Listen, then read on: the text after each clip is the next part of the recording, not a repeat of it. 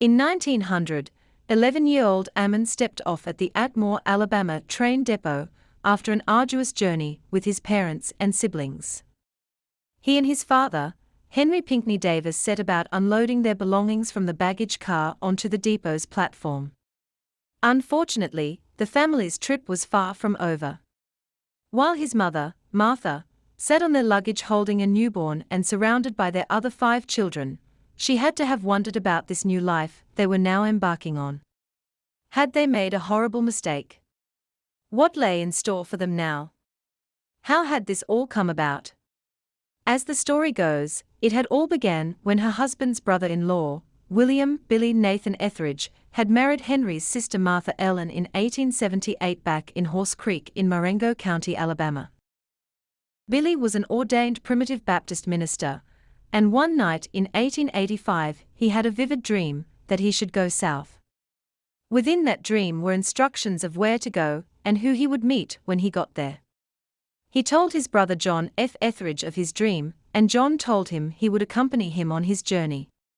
They saddled up their plow mules and headed south on their odyssey. Along the way, they traveled by compass and slept under the summer stars. He told John that if this dream was real, then they would come to a junction ahead where 3 roads branched off and the Lord would tell him which one to take. They crossed the Alabama River at a boat landing where a trading post was located where there was a junction of 3 roads, and they stopped for the night. The next morning Billy told his brother that this is surely the place I saw in my dream. In fact, we will go down this road and ahead we will come around a bend in the road and there will be a log cabin, and when we approach it to ask for a night's lodging, a man will come out and he will say to us, "Come right in.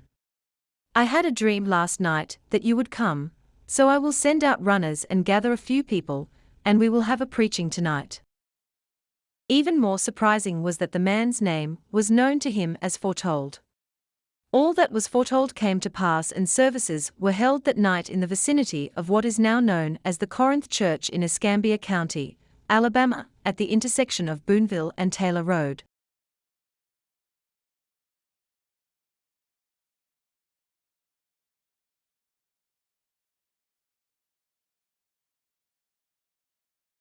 Billy returned to Horse Creek and loaded up his family in an ox-drawn covered wagon and returned along with his brother John. Within 2 years they had organized a sizable congregation. John and family would later move to Louisiana, but returned to McCullough around 1897.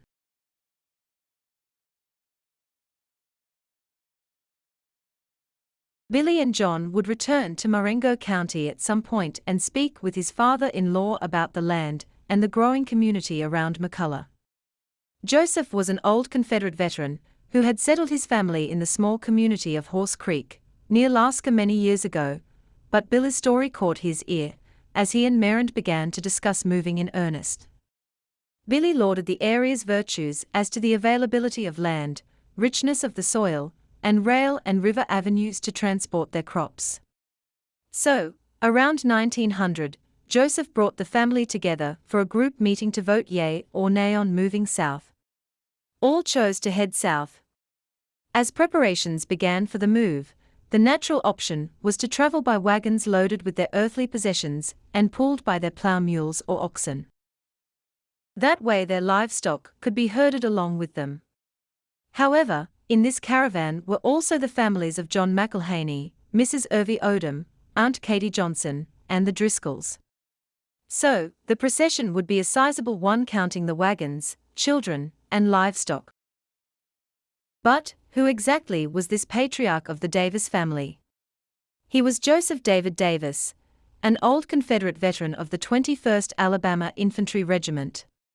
He was in Company C out of Marengo County, Alabama, and were called the Marengo Rifles. After the war, Joseph told a story that during their retreat from the Battle of Spanish Fort, they came to a narrow waterway that could be waded during low tide. They took off their shoes and held their rifles high as they crossed over to the other side and continued their journey through the marshy lowlands. Joseph said he was the one carrying the regimental colors and was the last Confederate soldier to leave Spanish Fort along this path. He told his family how scared he was walking through the marsh in the dark, since he couldn't swim and was fearful of wandering off the trail and drowning. But he stayed true to the path and made it to the steamboat landing where several low draft boats were waiting to transport them to Battery Huger on the other side of the river. So, after the hardships of the war, marching to McCullough wouldn't be much of a challenge for Joseph. And where did this patriarch come from? Prior to the war, his father Joseph Joe Davis was born in 1780 in North Carolina. He was married to a South Carolina woman between 15 and 20 years his junior before migrating into Henry County, Alabama around 1832. However, in 1836, the Creek Indians were informed of the government's intentions of moving them off their sacred lands that led to the Second Creek Indian War. But by 1840, the war was over and the lands were now being opened by the government for homesteading. Because of this, Joe packed up his family and his belongings and moved further west into adjoining Dale County, as they followed the fertility of the soil. With him was his 9-year-old son Joseph David Davis, and his 3 daughters. Traveling parallel to the Davis family was Everett Beck with his wife and children. Born in 1802 in North Carolina, he would follow the migration routes the same as Joe. He and his wife Gralia followed the old federal highway west into Montgomery and south into Lowndes County near the small frontier community of Fort Deposit. Soon they moved further south into Butler County along the stagecoach route near Greenville. But because of rumors about Band of Creek still in the area, Everett decided to move his family back east into Dale County for protection. And it was there his daughter Marengo was born in 1835. Beck's farmlands bordered that of Joe Davis, so naturally the two families would cross paths occasionally at various religious revivals and local community gatherings. It was at one of these gatherings that Joe's young son Joseph David Davis met Marengo for the first time soon after they moved into the county. Since they lived so close to one another, it was only natural that sparks would fly sooner or later. The young Joseph's father died in 1852, followed shortly afterwards by his mother. This left Joseph on his own at 21 years old. However, he decided to stay on the farm and continue to work their cotton crop. Shortly afterwards, Joseph saddled up his mule and rode down the road to the homestead of Everett Beck, where he asked for the hand of his 20-year-old daughter Marengo. His proposal was accepted and the young couple was wed at her father's house in 1853. They decided to move away from Coffee County and try their luck in Butler County. Everett too decided to move on, as the soil began to produce less and less due to depletion. He decided to move further west into Clark County near a community called Grove Hill. By this time, Marengo and Joseph were several miles to the north in Marengo County near the crossroads of Shiloh. But, as the families of Joe Davis and Everett Beck were moving toward each other, a third group was migrating in the same direction. This was the Luca family, whose patriarch was Isaac Luca, also born in North Carolina. So, over the next several decades, Grove Hill became a magnet for the Beck, Luca, and Davis families, as they moved in and out of the area and intermarried. It was here that Isaac's son William T. Luca was born in 1822, but the family would eventually find themselves in Coffee County, where in 1849 William would meet and marry another refugee from Clark County by the name of Isabella, born in 1833 and 11 years his junior. He and Isabella would move westward to Wilcox County around Pine Apple, where in 1852 Martha Isabel Luca was born and named after her mother. Shortly afterwards, the family packed up and moved to Clark County to the Grove Hill community. And it was there that the Lucas became friends and neighbors with the families of Everett Beck and Joseph Davis, forever bonding the three families together. As for Joseph, it was at Shiloh, near the Lasca community, that he found what he was looking for. The farm was level enough for a good cotton crop, with plenty of drainage to prevent flooding. It was also located close enough to the Tombigbee River and the cotton gins in the river ports for shipping to Mobile for exportation. It was on this farm that Marengo gave birth to their remaining children.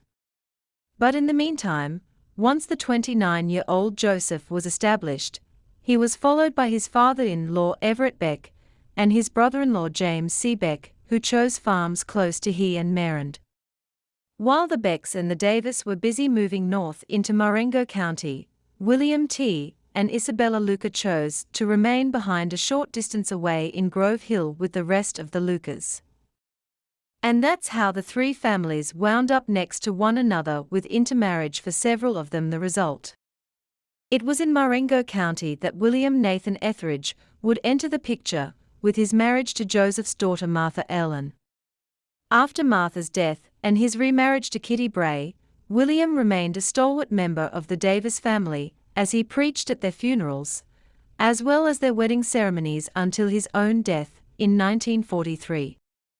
Fortunately, William had already passed away 4 years before tragedy struck the Etheridge family.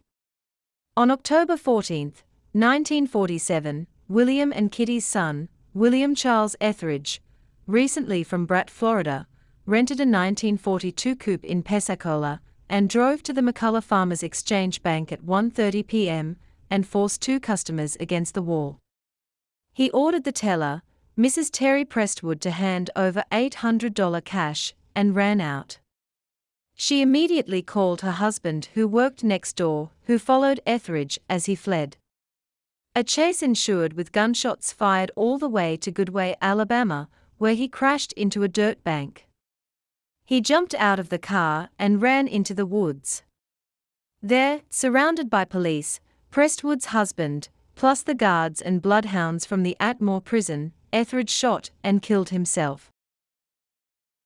You can see Henry's signature above, but actually he had 10 names. But why? Nobody knows. They are Henry, John, Irishman, Pittman, Charles, Coatsworth, Pinckney or Pinckney, Polk, Spear, Ammon, and of course Davis. In the meantime, moving an entire family that distance wasn't so easy in those days. The family had a choice of one of 2 ways to make the difficult journey. Some chose to travel by raft, while the second group chose to travel by wagon. Joseph and Marengo and some of the others chose to travel by covered wagons pulled by teams of mules normally used for plowing. Their livestock could never go by raft, so they were gathered up and herded alongside the wagons by the older children, who were armed with long thin switches to keep them moving along. They traveled by day, making only moderate progress, while camping alongside the road at night. The trip took 7 days and nights, just to reach McCullough, since their speed was governed by the livestock. However, Henry's wife, Martha Isabel Luca, had just given birth to her 6th child, Annie Mazel, on March 16, 1900, and she was still recovering from her ordeal. Since recovery from childbirth in those days was a slow and painful process, Henry felt like the bouncing wagon would be too difficult for her to endure, while still having to take care of a newborn infant at the same time. So, to solve the problem, he chose to build a huge raft on the banks of the Tombigbee River that was big enough to carry the whole family plus food, water and bedding. Arrangements were made to ship their meager furnishings ahead by steamboat to await them at the Tensaw station. This was because they had just enough money to ship what little furniture they had, plus take care of Martha and the baby at the same time.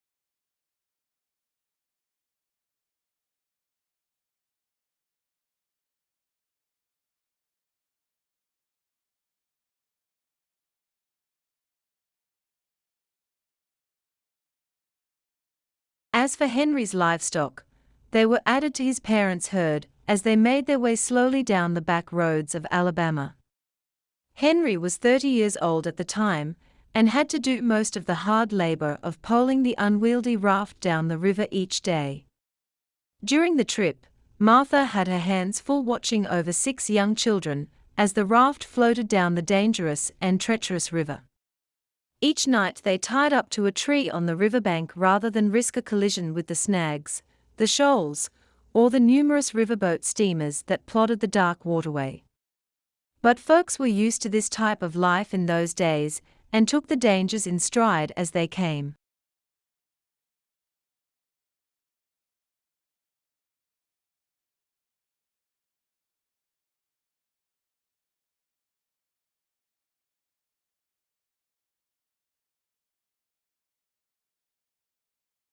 To protect their children at night, they would bundle them up in the middle of the raft with each parent lying on the outside like a set of bookends. After traveling 120 miles downriver, they reached Tensor, Alabama, just north of the head of Mobile Bay. Here, they docked and loaded their belongings onto a flat car on the L&N Railroad and rode the remaining distance into Atmore by rail. Upon arrival, they went to Jake Meriwether's livery stable and rented a mule team and a wagon along with a two-seater buggy. They loaded up their belongings and children onto the wagons and rode the 12 miles out to their new home in McCullough. Through the efforts of Billy Etheridge, the families had already leased farmlands and a house for the first year from a local man by the name of Allen Edward Driscoll, the son of Presley Driscoll. Driscoll owned large tracts of land in the area and was the one who had donated the land for the Jack Springs Cemetery outside of McCullough, the final resting place of Joseph and Marend. After their year's lease was up, they moved on to a second piece of land called the Wainwright Place, and again they leased it on a year-by-year basis. This was a big house that later burned and the Davis family lost everything they had in the fire. Joe Davis Jr. stated he had a trunk of silver that completely melted into one big lump.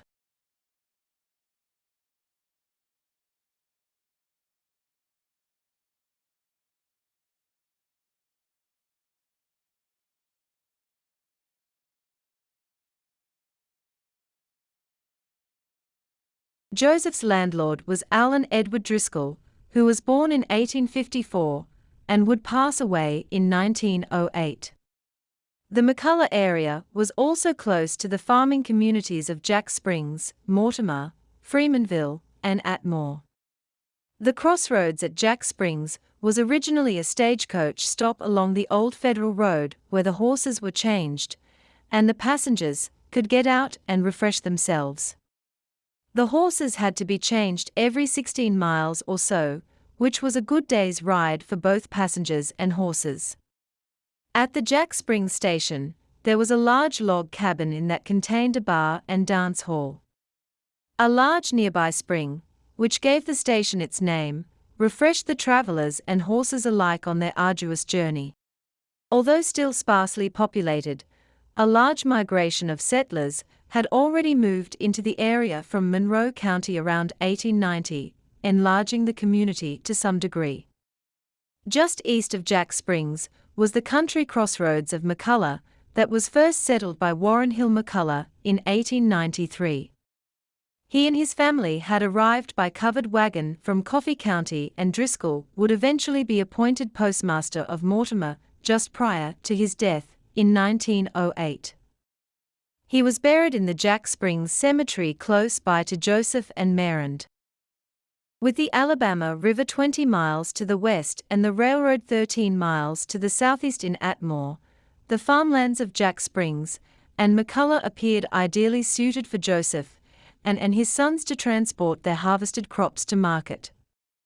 So, with the promise of unlimited land and the growing commerce in the area, the Davis family decided on McCullough as the site of their new home. But in 1901, Driscoll offered Joseph a chance to purchase 640 acres in Florida, just south of the Alabama state line at Atmore. Joseph agreed to the proposition and purchased the land for $7 per acre, for a total of $4,480. Naturally, no farmer at the time had that kind of hard cash on hand, nor would any bank loan him such an exorbitant amount without substantial collateral.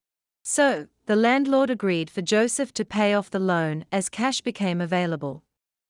Since the acreage was comprised of virgin forest with a thick undergrowth, it was of no use to the Driscolls in its natural state, and he certainly had no intention of clearing and cultivating it himself. Plus, the area was so sparsely populated that there was only one house between the state line and the crossroads community of Walnut Hill to the south, which was an old stagecoach station used during and after the Civil War. About 2 miles or so to the east of their new homestead was the community of Wardville, settled sometime after 1879 by an old Confederate, Celestine Ward, and later by his nephew William Samuel Ward. As the Wards spread out to the east of Pine Barren Creek, the area became known simply as Wardville and later as Ward's Mill because of Ward's grist mill located there. In 1910, Ward's Mill became a voting site known as Precinct No. 10. Ironically, the Davis family settled west of the Pine Barren Creek, and since there were so many of them living there, the name eventually became Davisville. Some say that the origins of the Ward settlement date back to a rendezvous at a campfire on Pine Barren Creek around 1875. Thomas Jefferson Majors and Celestine J. Ward had traveled from today's Crestview area, looking for a place to settle their families away from their homestead on the Yellow River. With them was Major's 20-year-old son, Alfred Washington Majors, and Celestine's 16-year-old son, Elijah Ward. While camping there, a man by the name of Benjamin James Merritt rode up to the camp to visit. By this time of his life, the 81-year-old Benjamin was not doing well financially, due to his ruination of his fortune during the Civil War. He had sunk all of his gold into Confederate bonds, which were now worthless. So, when Thomas told Merritt what they were up to, this in turn gave the old man a splendid idea. In the ongoing conversation, he worked in the fact that he just happened to have two daughters named Catherine Mary and Georgianne, and both of marrying age. Just a coincidence. Perhaps the old man was scouting for possible prospects for marriage to his daughters before he passed away in 1877. Upon the mentioning of Catherine's name, Elijah punched Alfred and said, "That's the one I'm going to marry." Not to be outdone, Alfred said, "Well then I'm going to marry Georgianne." As history would prove, both were good to their word and both married the two daughters. The outcome of these two marriages made Benjamin Merritt, Thomas Majors, and Alfred the grandfathers of Nathaniel Davis' grandchildren as well.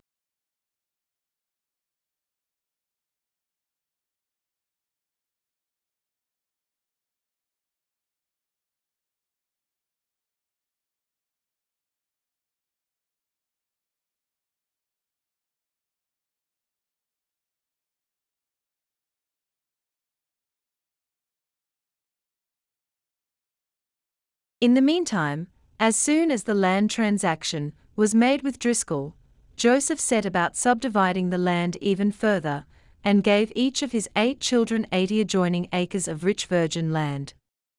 Joseph kept none of the land for himself, because at 71 years old, he was long past his days of farming. Plus, it was he and Martha's dream to provide for their children, then live out their days at their home in McCullough.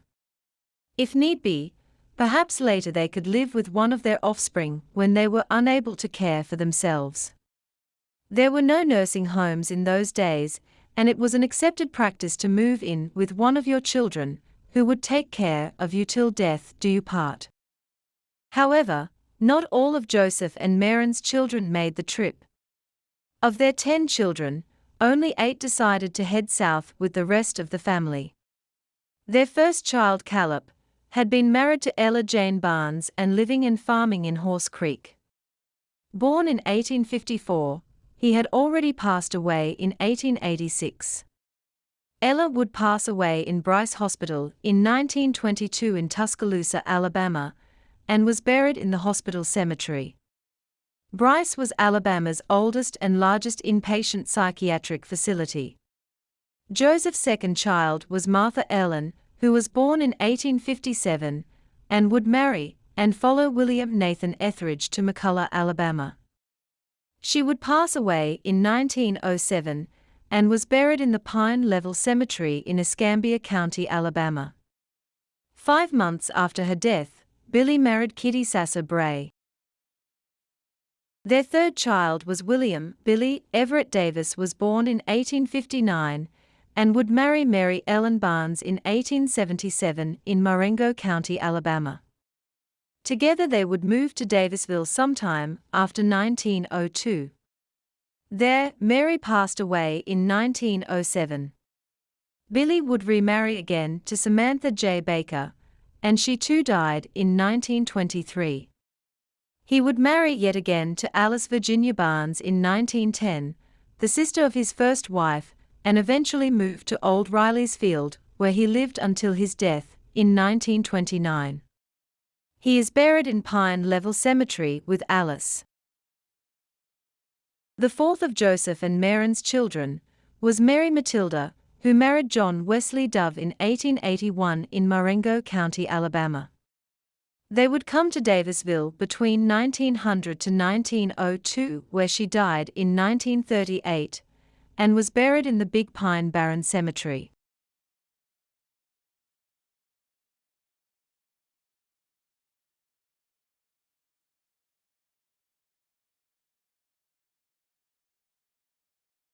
These the old John Wesley Dove House across Highway 97 from the Davisville Community Center and the old school.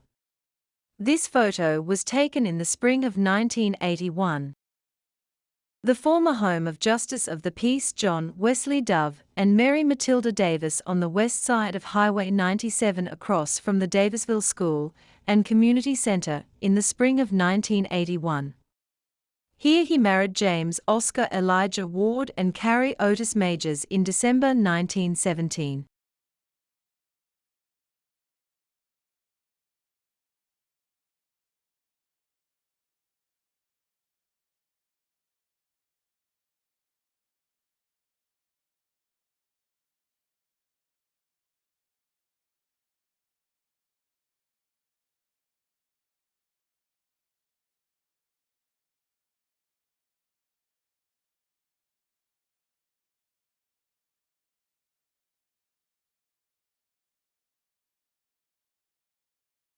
Their fifth child was Zilphia Davis, who was born in 1866 and married Elliot Medicus McClinton in 1893 in Marengo County, Alabama.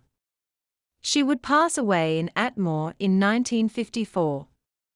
They came to Escambia County, Alabama, and settled in Canoe between 1900 to 1910. By 1920, they were living in Carson in Washington County, Alabama. Upon their death, they were buried in the Pine Level Cemetery.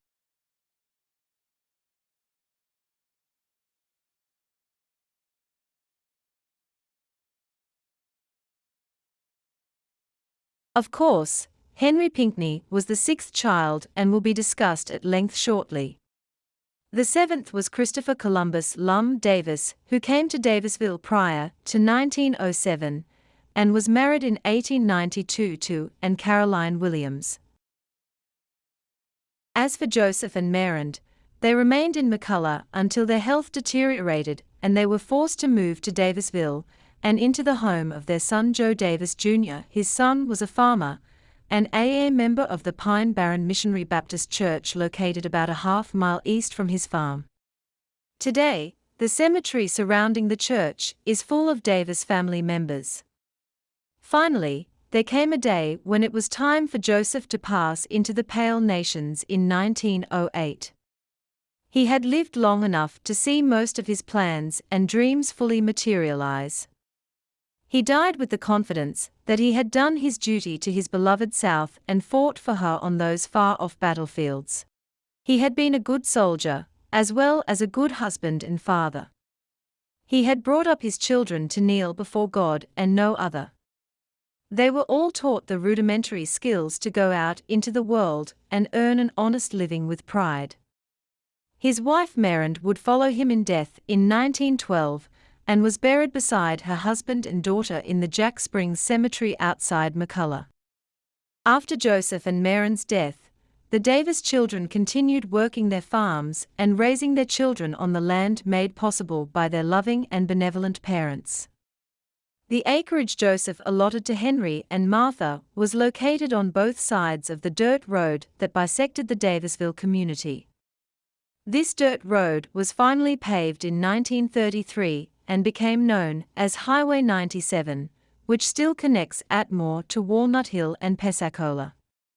Henry spent the rest of his life farming along this same road while raising his family in the old house where he eventually died.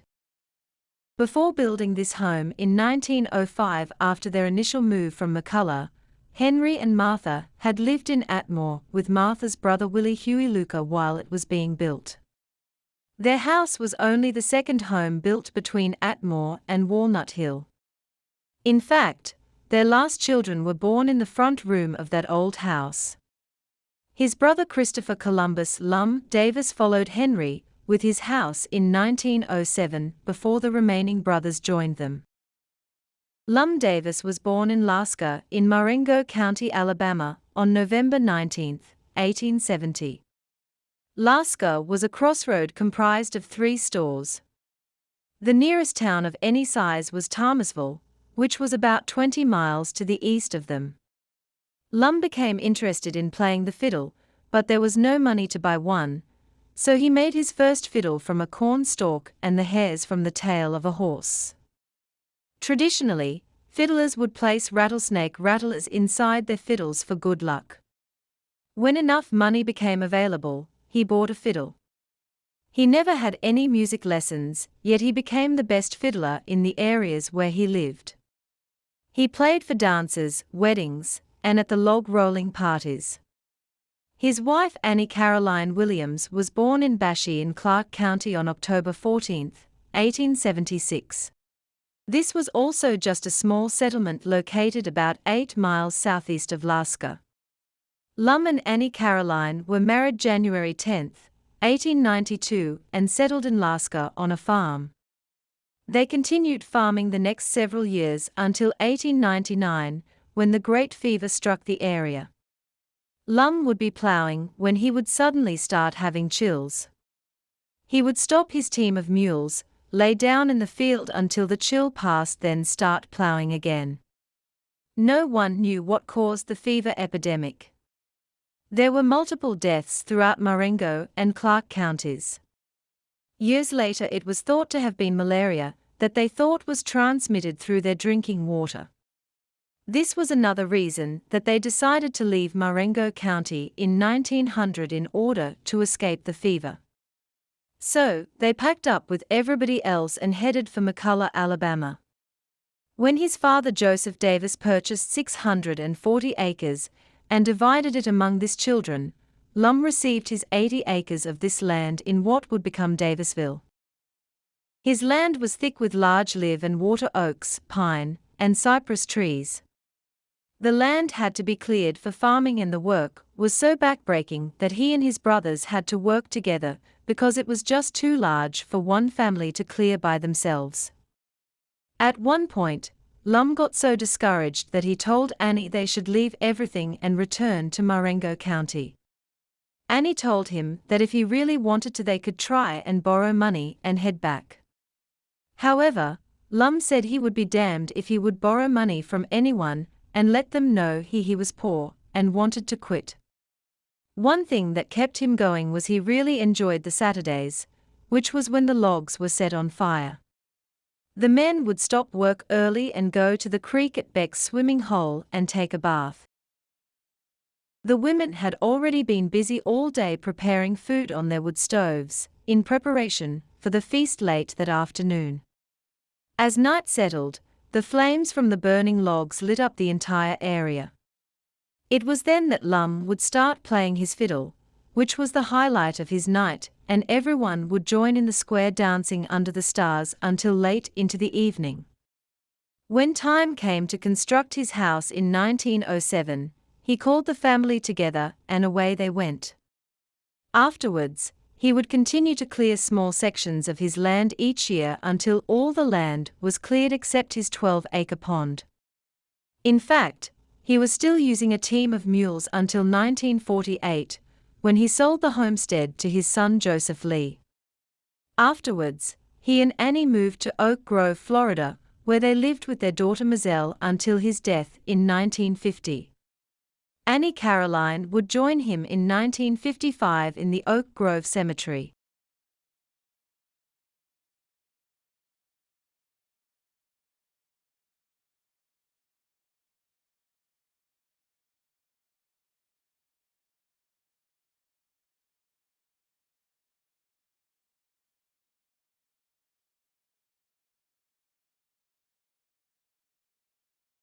By 2006, it became apparent that it was time for the old Davis home to go.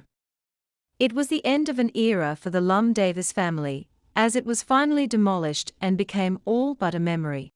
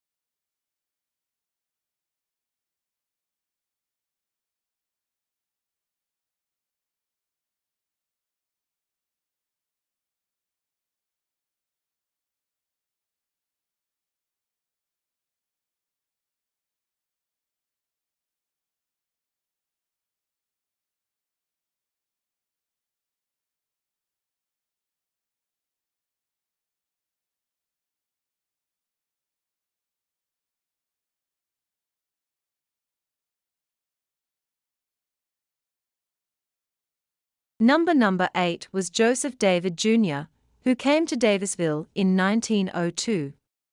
He had married Julian Helen Ellen Dove in Marengo County, Alabama, on November 18, 1897. She would pass away in 1910 in Davisville and was buried in the Big Pine Barren Cemetery.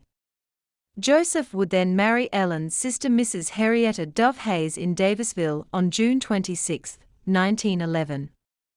She was also the mother of his nephew, Cisco's first wife Beatrice Beatty Dove. However, Henrietta passed away December 14, 1911 and buried in the same cemetery. At this time her son Sale Lee Hayes went to live with Henry and Martha in Davisville. He lived with them into his adult years and became part of their family. The Davis brothers built him a 2-room house on the north side of Pine Barren Church Cemetery Road, where he lived with his 1949 black Ford pickup truck. Joseph then married Catherine Katie Dove in 1926. She would pass away in 1939.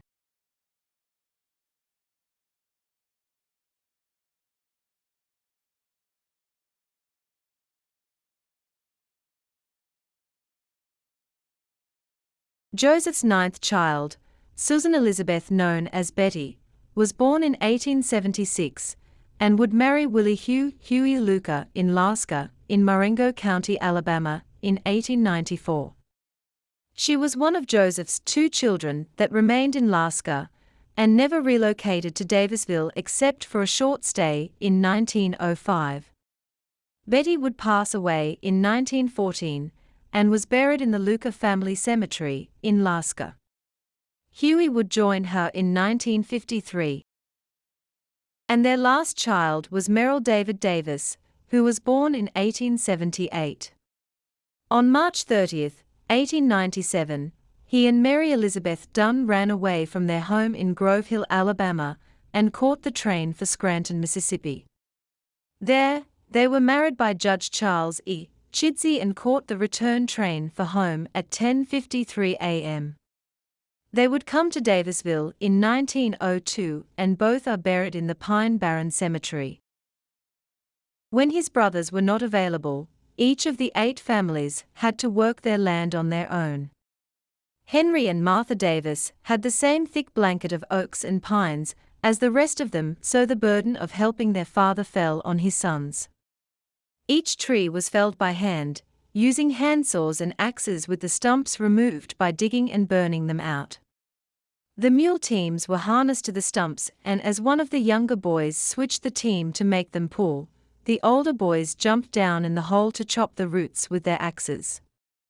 When possible, they would just leave the stumps in the ground and plow around them until they rotted away.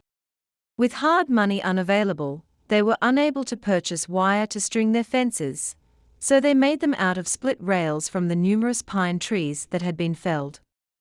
With his meager savings, Joseph was able to purchase the major equipment such as the plows, mule teams, and harnesses, and then loaned them out to his children until they could buy their own. The process of clearing the land was extremely hard on each of the family members, but until the land was cleared there would be no cash crops. It was a sun-up to sundown task for everyone, but slowly Henry's farm began to take shape and produce a meager living. As they had the first 20 acres cultivated, they were able to plant their first cotton crop. Later, they would add more crops as more land was cleared and plowed.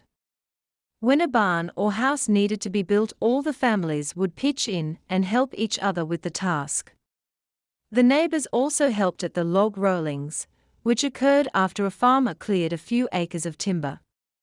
He would announce the date as soon as he had felled the tree. Then, his neighbors would all come to his house on the appointed date and time, and would work late into the night until the job was finished.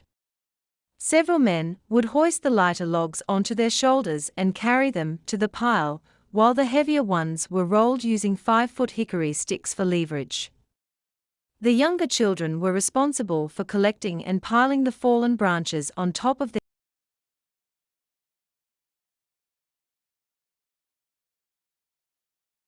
Lum hated to see the time when the fields would all be cleared, because then his fiddle playing would be taking a huge slow down.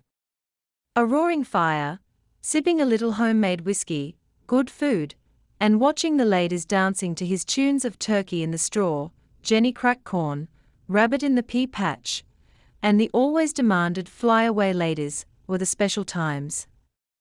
As the ladies danced, the children ran around chasing one another with burning sticks from the bonfire. Life was hard, but the memories of those nights remained with them to the end. One of the first plows used by the Davis family was one called a Georgia stock. This was a type of turning plow that was used for turning the soil over, which would then be followed by a disc pulled behind a mule to level the ground. The Georgia plow had interchangeable blades, and each blade performed a different task in the plowing process. They also used harrows that consisted of a metal frame with spikes sticking down in rows. The spikes were about 6 inches long, and the frame had a lever that would tilt the spikes to different angles. There was also a harrow that was just wide enough to drag down the middle of the rows to loosen the soil and dig up weeds and grass growing there. A Joe harrow had wooden stocks or handles that were used to control it as the mule pulled it slowly down the furrow. A mule was expected to be able to plow 40 acres, the average size of a southern farm. However, the Davis boys were owners of an 80-acre farm, therefore needed 2 mules.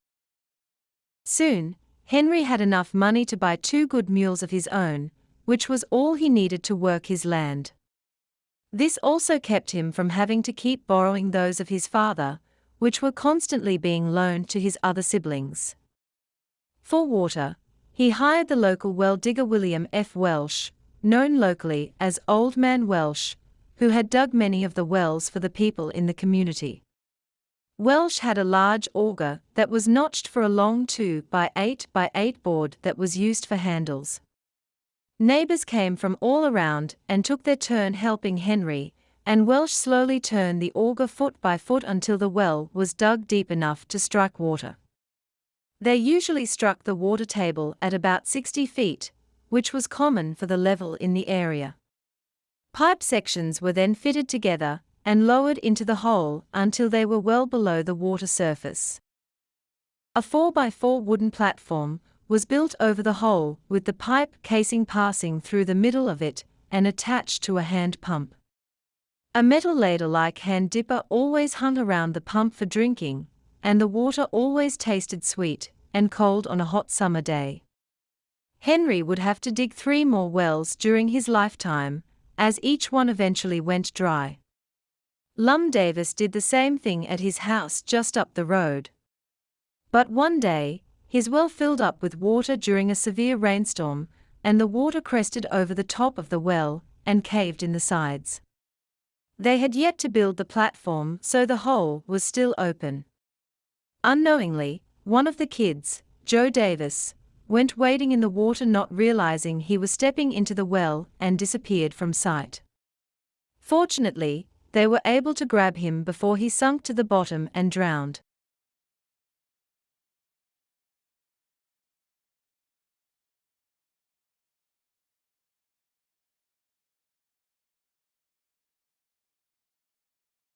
William Welsh was born 1854, and by 1920 his wife Rita had died, followed by William in 1928. Ironically, William's daughter Jenny would one day marry Walter Samuel, the son of William Samuel Ward of Wardville. The old Welsh homestead was located on the south side of Pine Barren Church Road, just east of Highway 97. Henry bought a few head of cattle and several hogs to have meat and milk on hand, but concentrated mainly on his crops rather than livestock. He marked his hogs by cutting a pattern on their ears to identify them from other hogs in the woods. The Davis hogs had a swallow fork cut into their left ear and an underbit on the right one. This was the same pattern used by his sons to identify their own livestock years later, when they became of age. But when it came to his crops, Henry took everything serious.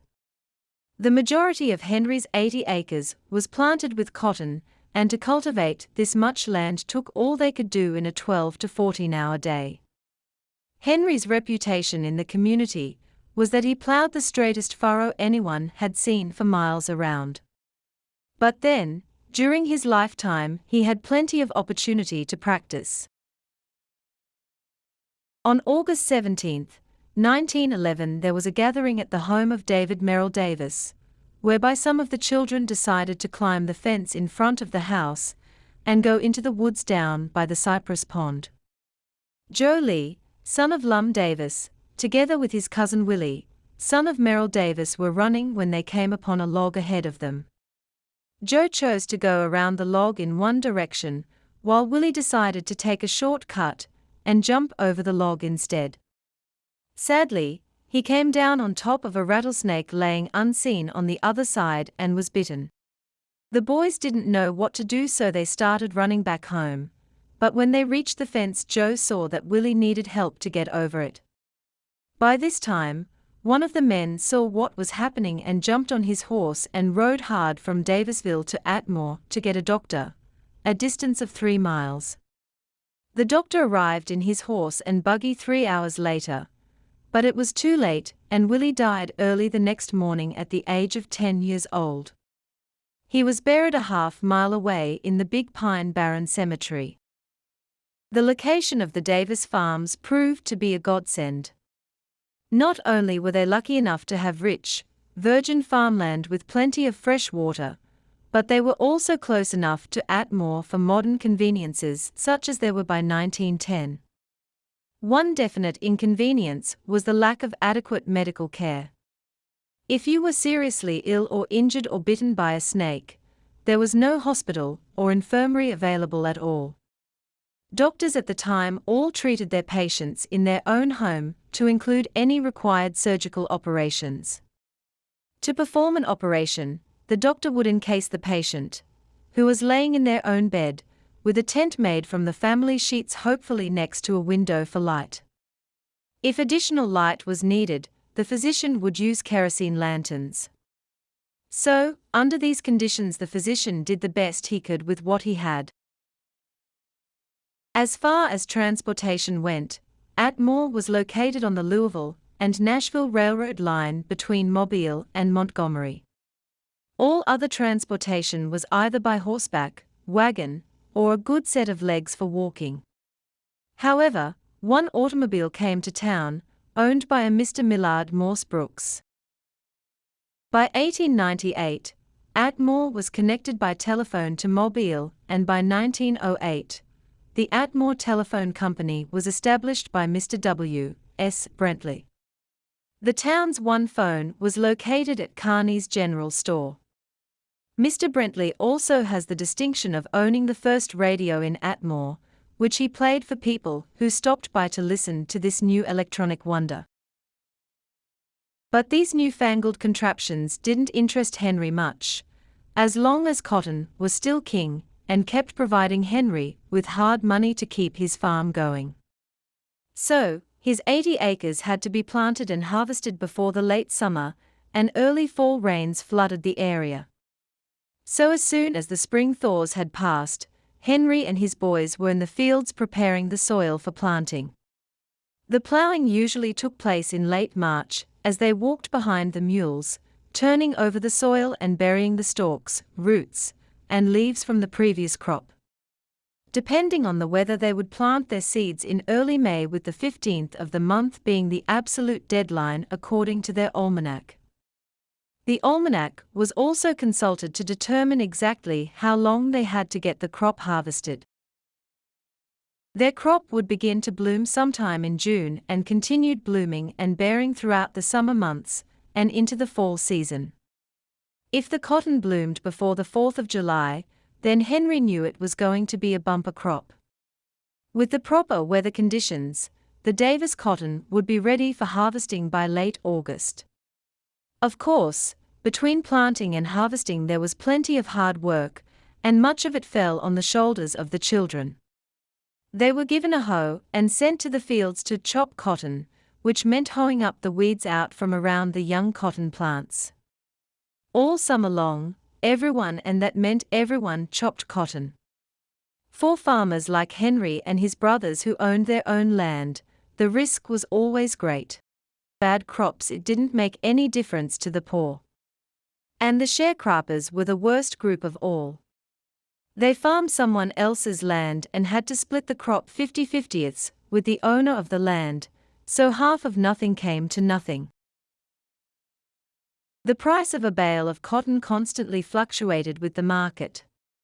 And since a good crop could produce a bale an acre, Henry could depend on his 80 acres producing 80 bales of cotton. Most of the area farmers would borrow money from the owners of the gin, which came to represent their crop loan, and use the money to buy fertilizer, seed, labor, or any other expense related to the harvesting of their crop. In town, Henry and Martha bought a lot of their seed and supplies from People's Mercantile Company, established in 1905. Here, they had a running account and at times were forced to buy their supplies on credit until the harvest was in.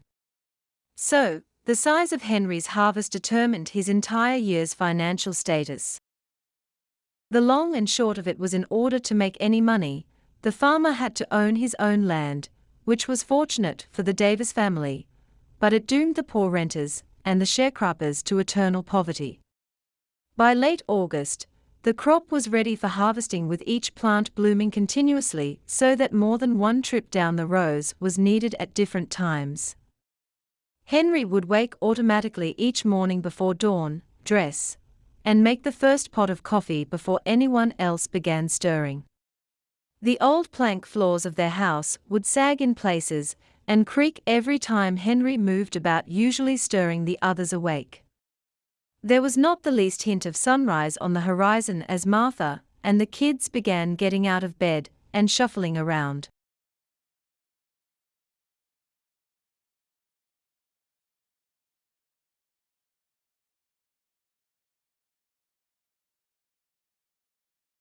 The smaller kids headed for the chicken house and rummaged through the nests, gathering a basket full of eggs for breakfast.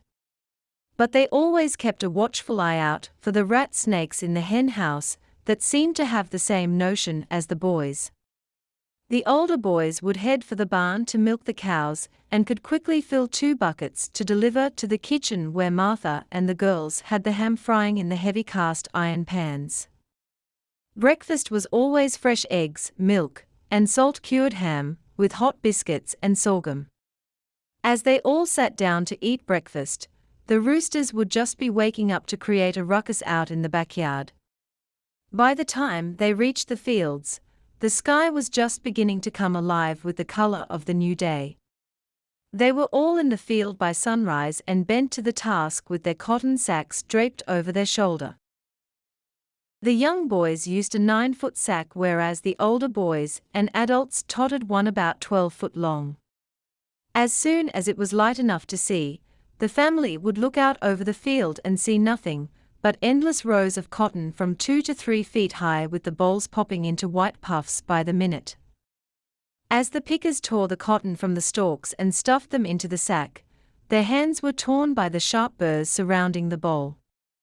These constant pricks drew blood so that by the end of the day their fingers were bleeding, their necks were burned, and their backs hurt like the dickens.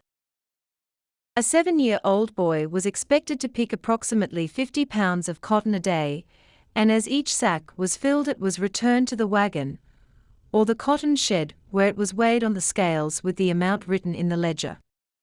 With an empty sack, they would head back to the field and start down another row. Henry's fields could produce at their height of production about 100 pounds of good cotton lint per acre, after the seeds and trash were removed. Henry had built a cotton storage shed, and the bags of cotton would be emptied into its huge bin. He built the size of the bin commensurate with the amount of cotton it would take to equal 5 bales of a harvested crop. The bin was covered by a roof, because the cotton had to be dry in order to be ginned. With the entire family working from sunup to sundown, it took about 2 long days of heavy picking to fill up the shed with 5 bales of cotton.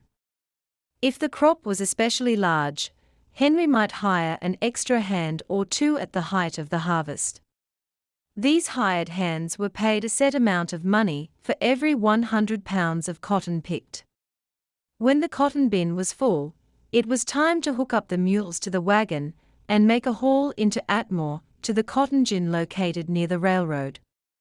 It was not long before the farmers were growing so much cotton that the gins were backed up for days, and it was not uncommon for the line of wagons to be waiting for 3 to 4 days.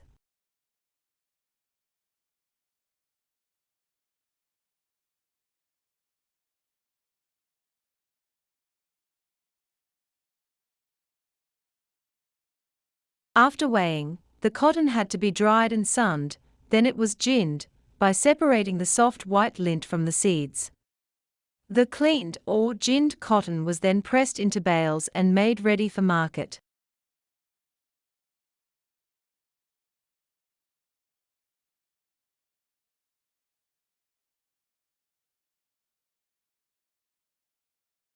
Atmore's cotton gin sat idle for 9 months of the year, and was located just north and west of the railroad tracks on Nashville Street near the ice plant and the stockyards. In early September, It came to life with a roar when the first wagon full of cotton came rolling in. The newspaper would always print the name of the first farmer to come into the gin, of which Henry claimed the distinction in 1923. The area in front of the gin was always crowded with cotton wagons waiting for their cotton to be ginned. They would line up outside and wait their turn to move up. Some of the more prosperous farmers had 2 wagons, so they could leave one parked overnight at the gin while the other was being filled in the fields. The gin machines removed the trash, such as burrs, dirt, stems and leaf material from the cotton. Then, it went to the gin stand where circular saws with small, sharp teeth pulled the fiber from the seed. If there was too much moisture in the cotton, it could not be ginned, and would have to be dried in the gin stand. From the gin, the fiber and seed went in different directions. The ginned fiber, now called lint, was pressed together and made into huge bales that weighed about 500 pounds. A good gin produced perfect bales that could be stacked up like bricks. In the meantime, the finished bales were wheeled out onto the dock and loaded. About 35% of each pound of cotton was lint, and the rest was seed and trash. In later years, the farmers were paid for both the lint and the seed after the use of cottonseed oil became popular. To determine the value of the cotton, samples are taken from each bale and classed according to fiber length, strength, width, color, and cleanliness. Once the cotton was baled, it was sent to the cotton merchants, who sold their cotton to a local buyer, or another merchant who in turn sold it to a textile mill either in the US or overseas. All was great with Atmore's Cotton Kings until 1915, when the farming community was struck by the emergence of the infamous boll weevil. The insect had entered the United States through Mexico in the 1890s and had spread rapidly through Texas and into the deep South.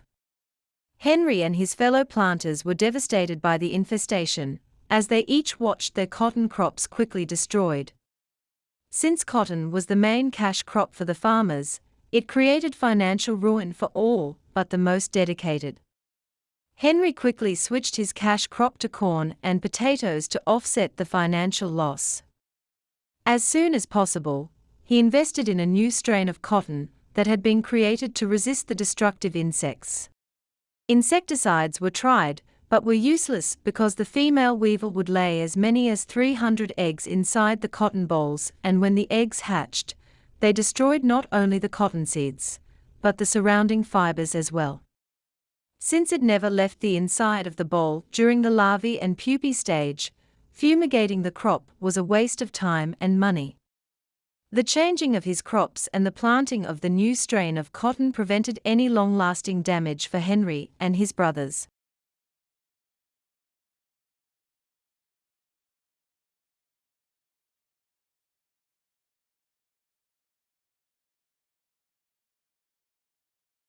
By 1905, Henry and Martha had been given their acreage by his parents and were already cultivating the fields. But living with his brother-in-law, Willie Luca, was crowded, but they had no choice until their house was built. He chose the site on Highway 97 across from today's Pine Barren Church Cemetery Road and sent out word for everyone's assistance. Most every farmer in those days was skilled in a variety of necessities, one of which was carpentry. So, on the given date and time, all assembled and built the house that would stand until 1967.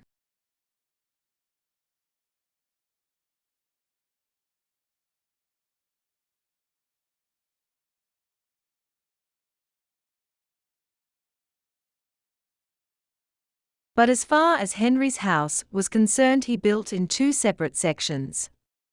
He built the north half of the house first, but then as his family grew larger, he had to build the south half to make room for everyone. He connected the two halves with an open dog run, with each side having its own fireplace and chimney.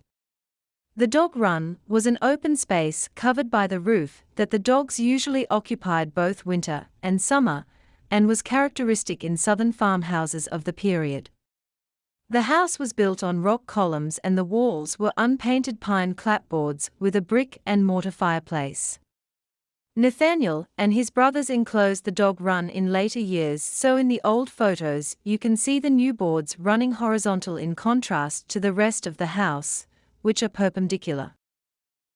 The farm had an old outhouse in the back that was used until indoor plumbing was installed after World War II. Mainly the women used the outhouse, because the men still enjoyed a good whiz off the porch or out by the barn. The seats in the privy, as it was called, were custom fitted to the various bottom sizes of the family members, and the latrine hole was disinfected periodically with lime. Since the odors attracted flies, there was always a good crop of spiders, with their webs looking for a good meal. During the cold winter months, the women and children used inside chamber pots and slop jars, which were emptied each morning by Martha, or one of the older girls. And prior to the days of toilet paper, a few good pages of the local newspaper, or the Sears and Roebuck catalogue had to suffice. In later years, Nathaniel installed indoor plumbing complete with a hand-built septic tank. With the advent of an electric pump, water could be brought up from the water well and distributed to the bathroom and kitchen. Henry applied to have their house wired as soon as electricity was available, and eventually the day came when the electricians arrived for this historical event. The electricians began running wire through the walls and into all of the rooms. The wires were stapled up the wall and across the ceiling, and the technician left 3 feet of it swinging down from the center of the living room. When all of the copper wiring had been run throughout the house, he left only to return a few minutes later with some new metal things he called sockets. Martha said he connected one of them to the end of each dangling wire, then pulled a white glass thing he called a light bulb out of his pocket and screwed it into the metal thing. Henry and Martha looked on with fascination at the light bulbs hanging down from the ceilings, complete with a chain dangling from each of them. Of course, they had to play with the pull cords as they cut the lights on and off just for the novelty of it. But the real excitement occurred when the sun went down over the horizon. As it started getting dark outside, they would carefully cut the lights on and watched spellbound as the night became day. They couldn't believe it. They had seen other people who had it, but now it was in their very own house. There was absolutely no comparison between the light from a coal oil, kerosene lamp, or fireplace and that of a brand new light bulb. As the inside of the house was waiting for indoor plumbing and electricity to arrive, the outside still required a lot of work. Fortunately, the yards around the farmhouse were all dirt because the grass and weeds were either hoed up or the chickens had picked it clean. The yards were always raked clean of any leaves and kept in good standing order. During the winter, the house was very cold because the walls had no insulation and the windows and doors were never properly sealed. The only form of heat was the fireplace where Martha sat and rocked while she passed away her last remaining years. Her wrought iron bed was up against the far wall and was covered with a patchwork quilt or 2. She always had an old peach can next to her to spit her snuff juice into, and when she wasn't looking, her great-grandchildren would grab it and antagonize each other with the gooey juice. Her grandchildren will never forget the memory of spending many an afternoon visiting her in her later years, as she sat on the porch chewing snuff and rocking in her chair. Martha was known to have 3 different types of cooking stoves during her lifetime in that old house on Highway 97. She first had an old wood-burning stove, either a Franklin or a pot-bellied one, followed in later years by a kerosene stove and then finally an electric stove that she would use mainly in the summer. She still kept her wood-burning stove to help heat the house in the winter. As the years began to take their toll on the old couple, they saw the mule-drawn wagons going by on Highway 97 give way to the Model T automobiles.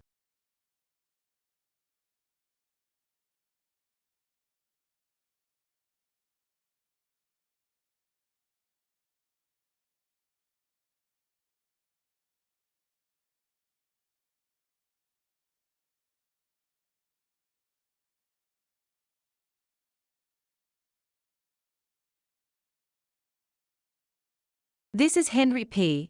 Davis at his home on Highway 97 in the late 1940s. Here, he would pass away on March 26, 1949.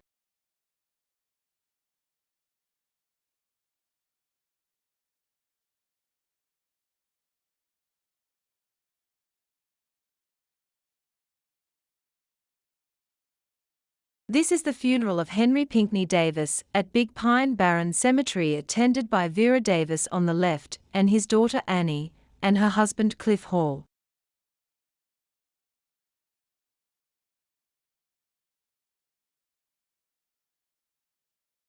Martha would pass away on May 7, 1960, and joined Henry in Pine Barren Cemetery.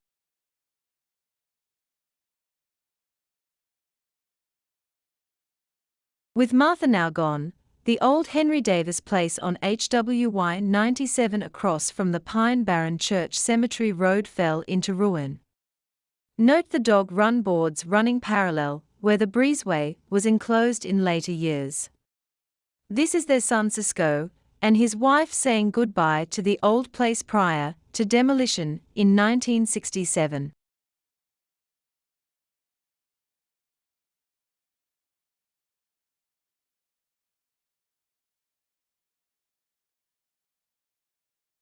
With the house now gone, this was the last of the Henry Davis barns that held on as the shadows of time approached.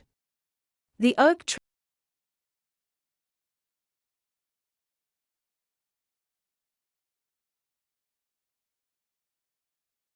Now only Henry's children were left to see the end of Davisville, as we once knew it. But stories still abound of the old couple who helped carve this small community out of the thick forests. One was back in 1949, when Martha received a visit from her granddaughter Mildred Louise and her son Carl. The young boy brought his trusty Daisy BB gun with him for whatever denizens they might meet along the way. No one paid much attention to him until they heard his screaming at the top of his lungs. His mother and great-grandmother ran out and saw him being chased by the farm's reigning rooster. Apparently, Carl had shot him while hunting, just like he had seen his father do. The BB had no effect on the bad-tempered fowl, as it tried to catch the wary hunter who had fired the shot. Needless to say, Martha and Mildred had chicken for Sunday dinner that afternoon. Another story was about how the Atmore Hardware used to sell caskets. One day some of the Davis family went there to buy one for a departed loved one. Since they were stacked in a storeroom, some of them had to climb up onto the stack of crates in order to select one. What they didn't know was that a hen had come through a window and built her nest in one of the caskets, and was sitting on her eggs. When the men started opening the crates, the commotion scared her, and she flew out of her crate squawking her head off. It surprised the men so badly that they almost fell off the platform. The generation of Joseph and Maren's children had either passed away or were rapidly approaching their time on this side of the river. In the meantime, Henry and Martha set about making a life of their own. Most of their children followed Henry into farming, but not all. Ammon, Cisco, Johnny, and Clayton all chose to work their cotton fields. Nathaniel divided his time between farming and other vocations such as carpentry, railroad construction, ice plant and shipyard worker, and as a post officer carrier. Clayton also worked at the Curry's feed store in town, whereas Pinky worked as a shipyard worker and for a fence post treatment plant. Clarence had worked for the Southern Dairies Company and as a toll collector for the Mobile Tunnel, while Homer had become a pharmacist. Henry and Martha's oldest child was Ammon Wesley Davis, who was born in 1889 in Lasca. As a young boy, he made the raft trip from Lasca to McCullough with his family in 1900. When he reached manhood, he would marry Paula Lee Willis in 1908 in Davisville, the daughter of Robert Bob Lee Willis and Frances Fanny Matilda Driscoll. Fanny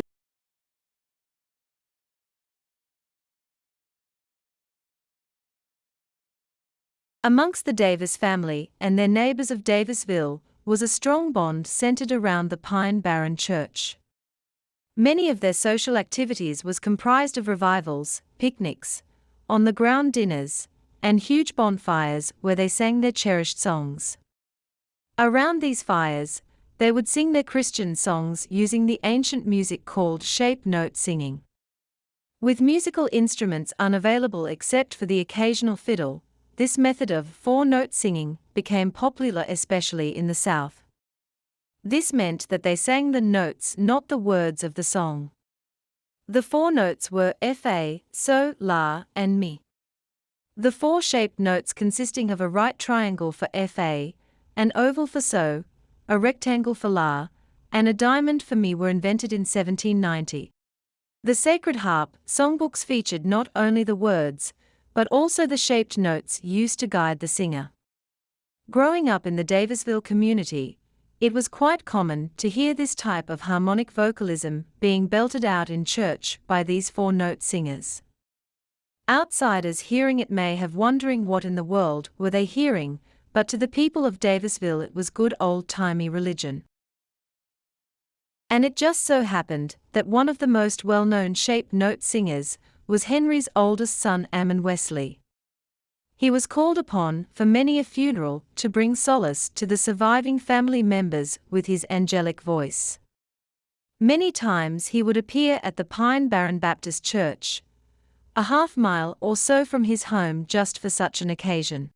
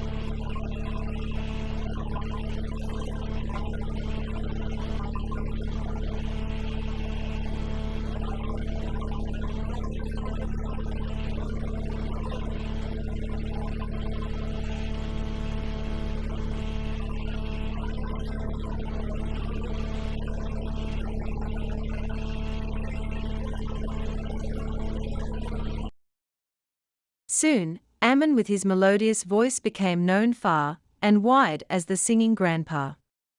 His granddaughter Winifred, Winnie Ziegler Hollingsworth, wrote a story of how she grew up listening to him all her life. She stated that, when the school bell rang each day, I'd grab my books and head for Grandma's house.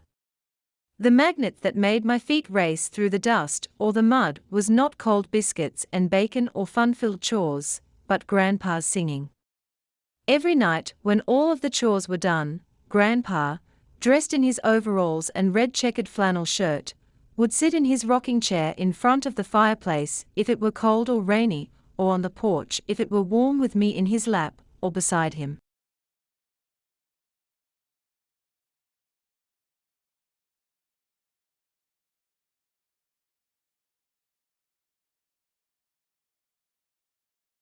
She further stated that, patiently, he'd teach me the old-time hymns that he loved so much. Often he'd tell me, "Sing, child, make a joyful noise." As my thin, childish voice mingled with his deep, resonant one, he'd smile, bend and stir the glowing embers, or throw his head back and scan the horizon. Breathlessly, I'd listen as his voice seemed to become an entire choir, filling the silence around us. Without losing a note, he went from stanza to stanza, and song to song as the crickets chirped in harmony and a sleepy cow mooed, softly to her newly born calf. A man of the soil, Grandpa felt a kinship with all of God's creatures and creations. To each and about each he sang, taking pride in his small accomplishments on his farm and delighting in showing me the plaque he had been awarded for his contribution toward soil conservation.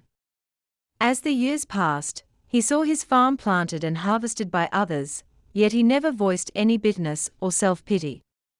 Although his step grew slow, his hair silver, his face shadowed with age, his body bent and frail from years of toil, his voice was untouched by time. He sang of the wonders of life, the words of his beloved hymns or patriotic songs echoing from every corner of his farm. Yet, it was not his farm that comforted him when his first child was stillborn, his oldest son crushed to death in an accident, when both of his daughters died untimely deaths, or his beloved wife succumbed to a heart attack. But, through all of his grief and loss, it was Ammon's music that was his strength and his comfort.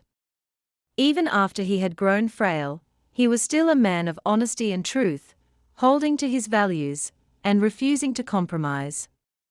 This I learned one Sunday when I, then a wife and mother, visited him in the nursing home, where he had been placed 2 years before. With me were my husband and an uncle who wanted to discuss some business with Grandpa. But Grandpa held up his hand and said, "This is the Sabbath. The ox is not in the ditch." His comment, followed by his singing "Anywhere is Home," brought tears to my eyes. In that moment I knew that I had heard no greater sermon in church. Often since he left us, I can still hear him singing, "Earthly wealth and fame may never come to me, and a place fair, here mine may never be, but let come what may, if Christ for me doth care, anywhere is home, if he is only there." And as I do, I can see him with his head thrown back singing, as he is now. No longer does he have only me to add my voice to his, now he's a member of the greatest choir of all. For Ammon, the Davis farms not only provided sustenance to their families, but also fostered a spiritual bond with the Almighty. Many of them were born, reared, worshipped, died, and were buried within a half-mile of their homestead.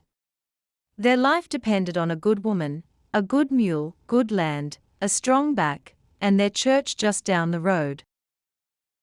As the years flew by, Ammon became more and more involved with his brother Johnny in conservation methods for the local farmers. This was accomplished by the use of terraces, which were applied to prevent rainfall runoff accumulating on sloping land, thus causing serious erosion. The terraces would consist of ridges and channels constructed across the slope. This method assisted the farmers in reducing erosion, plus the added benefit of increase the quality of their water.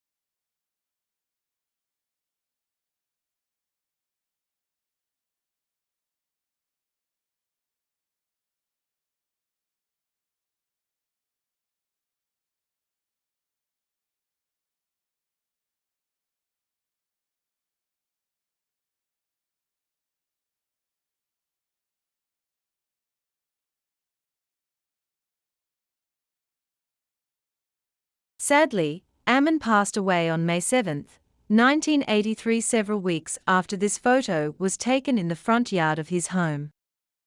Here is 5 generations together. Right to left are Martha Isabella Luca Davis, her son Ammon Wesley Davis, his daughter Ruby Fanny Davis Ziegler, her daughter Mary Winifred Ziegler Hollingsworth, and her daughter Rhonda Hollingsworth.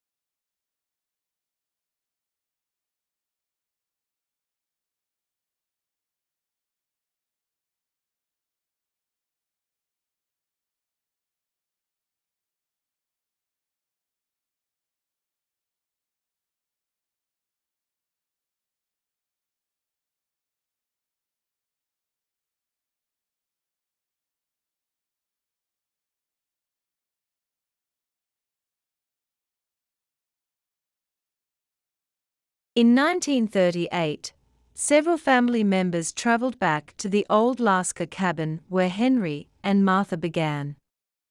At the time, they were given a section of adjoining farmland near the other family members near Lasca. He and his brothers built the log cabin during the winter months when work on the farm was at its lowest. Its construction was identical to that of his parents' home and was made of good solid pine logs, stripped of their bark and notched and interlocked on the ends. The cracks were chinked with mud and clay, and the floors were made of a double layer of wide pine planks that were fitted tightly against each other. The floor plan provided for one room approximately 20 feet square and sparsely furnished. The furniture was comprised of a small humpback trunk and a washstand with a porcelain bowl and pitcher that stood in the corner next to the handmade bed frame. As was the custom of the day, the mattress was stuffed with chicken feathers given to them as a wedding present by friends and family to provide them with comfort and warmth.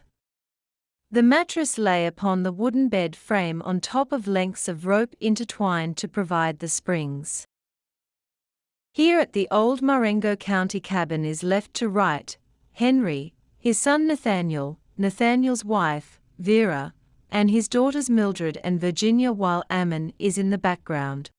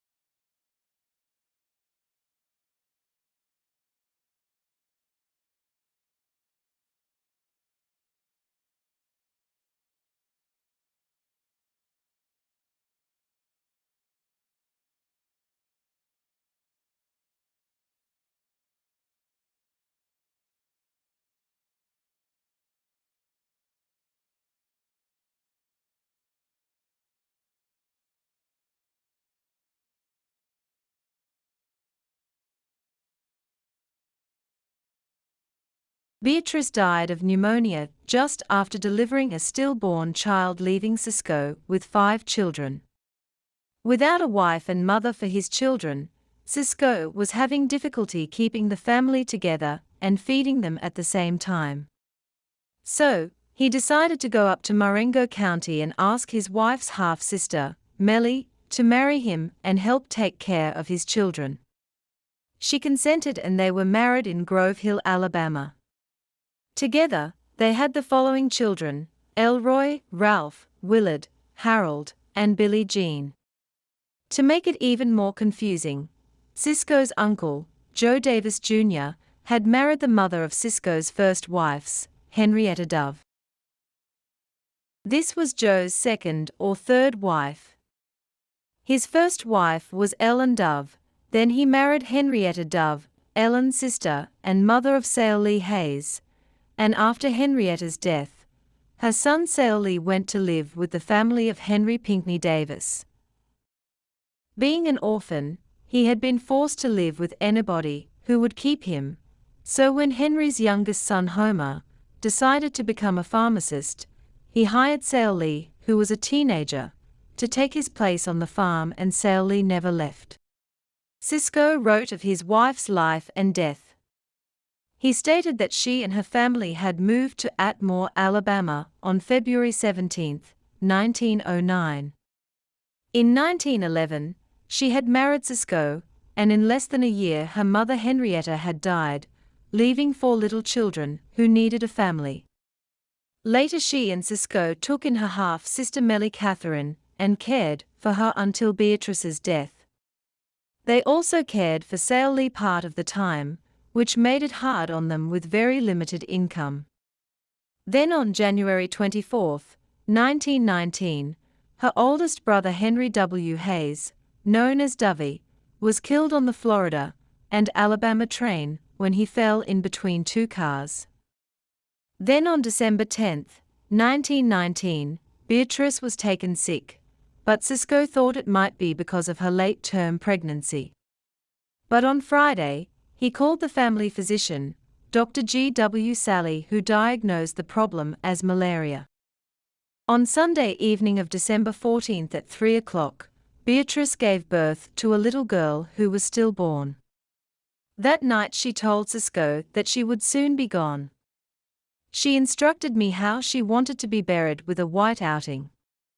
She then told the children goodbye, and told them to be good because she was going to have to leave them. She said the same to the rest of the family. Later that evening, the doctor came and examined her, and said she was getting along fine. Then came Monday night about 12 a.m., when they found that pneumonia had set in. On Tuesday morning, the doctor came by and told Cisco that he had done all he could. After daylight, Beatrice told her husband that she would not be here much longer, then lapsed into unconsciousness. She died at 1 p.m. on Tuesday, December 16, 1919. On Wednesday, her body was carried to the Big Pine Barren Cemetery, where the same pastor who married her, William Nathan Etheridge, set about conducting her funeral services. Cisco would later become an evangelistic preacher in 1920. Both his first cousin, Isaac Davis, and he were ordained the same day at the Union Hill Baptist Church. His rising and falling cadence could be heard in many of the backwoods churches. As a young boy, I remember listening to him in the 1950s at that same church on Highway 97 south of Davisville. The church still stands today and is still in use, although they did had an enclosed porch to the structure. On Sunday mornings, everyone would gather inside, with the women and girls on one side and the men and boys on the other. There was no choir and the singing was done without music. When all was ready, Uncle Cisco would rise and begin his fire and brimstone oration that would serve to scare most of the kids from falling asleep. He believed that the sermon must be impromptu without any preparation for it to be genuine, to ensure that the inspiration was truly spiritual. Without air conditioning, your coolness had to be obtained from the cardboard hand fans with the face of Jesus on the outside. Dinner usually followed the sermons on the grounds, with some of the best home-cooked dishes the South had to offer. There were no restrooms at the church in those days during my attendance, but there were 2 outhouses for your necessities. Believe it or not, the ladies' facility is still there in all its glory. For years, I took my granddaughters there to show them how things used to be.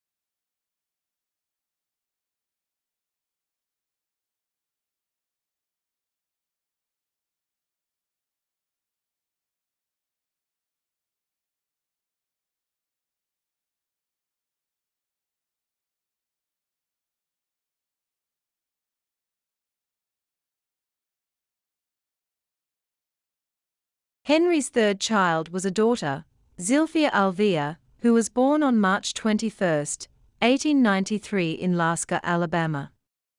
At 7 years old, she was part of the rafting expedition with her family when they relocated to McCullough from Marengo County, Alabama.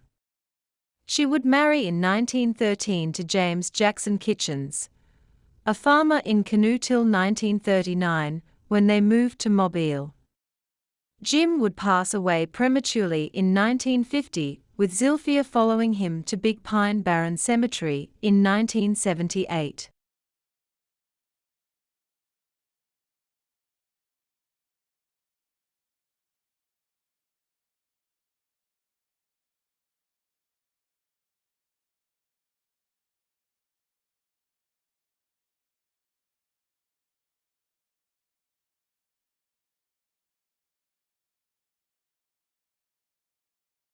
As a child or young woman, Zilphia wrote these two poems: "Remember well and bear in mind, a good friend is hard to find, and when you find one good and true, change not the old one for the new."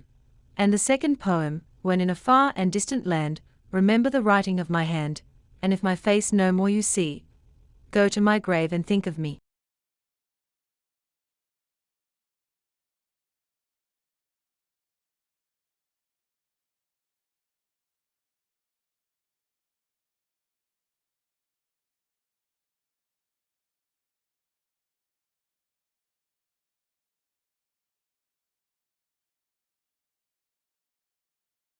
The fourth child was John Adams Davis, known as Johnny, another of the 1900 raft group migrants. He was born on August 24, 1895 in Lasca, Alabama. He would assist his father, Henry, on the farm along with his brothers and sisters. He also attended the what was known as the Little Red Schoolhouse, located across Highway 97 up near the state line. Of course, school attendance and working in the cotton fields were not always scheduled at the same time.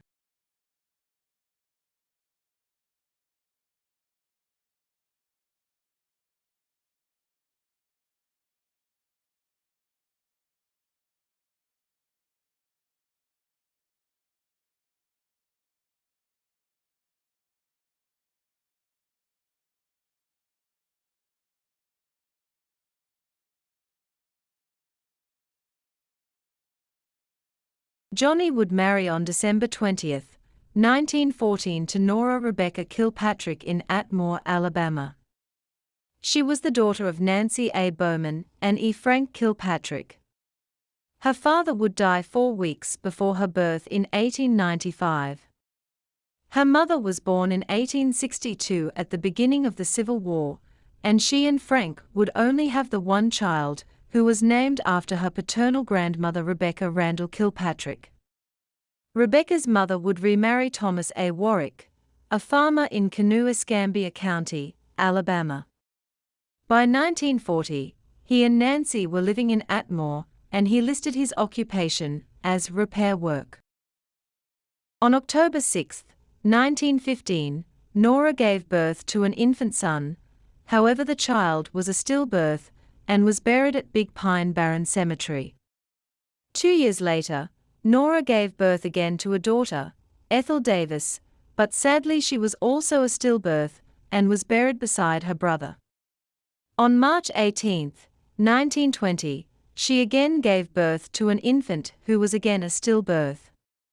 However, due to complications, Nora passed away herself on March 18. Today, Nora and her mother, along with the infants, are buried together at Pine Barren in Davisville.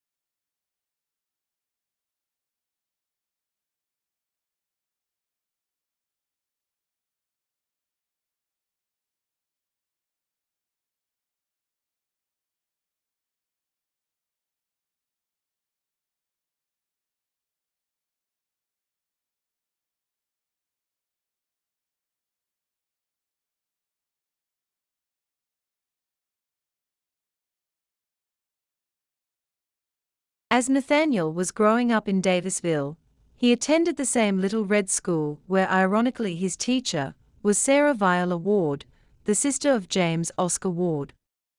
The Wards and the Davis all attended the same school no matter what their age or the grade they were in.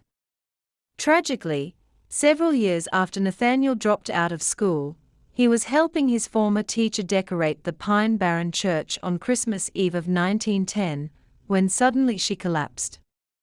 He remembered everyone rushing around to help her, and saw her 19-year-old brother Oscar run out the door heading for home to tell his parents. Sadly, before they could arrive, Viola had passed away and would be buried in the Big Pine Barren Cemetery.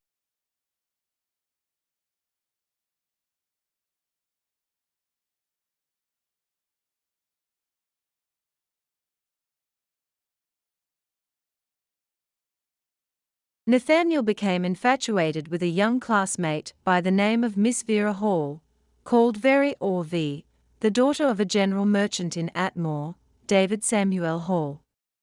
She had been born in Coffee County on June 8, 1897, and was a bright-eyed young girl who kept Nathaniel motivated to come to school day in and day out just to be with her. They would sit together on a small hill near the schoolhouse and eat their lunch from their buckets that their mothers had packed for them each morning.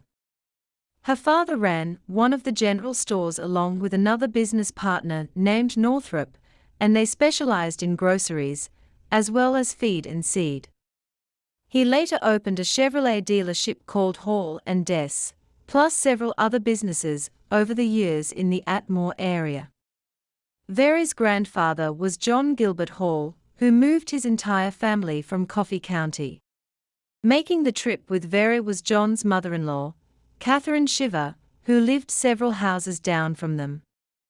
John and his wife Mary Elizabeth Saleni, nicknamed Scrap, packed their belongings and took the lead toward Atmore. The journey by covered wagon lasted a little over a week, and covered between 90 and 100 miles. They slept by the side of the road at night, and the smaller children rode most of the way on the back of the milk cows and mules. Very was about 3 years old at the time, with few memories of following her father and grandfather on their westward journey. Ironically, her grandparents John Gilbert and Scrap Shiver Hall are buried in the Jack Springs Cemetery near McCullough, within several yards of the graves of Joseph and Maren Davis.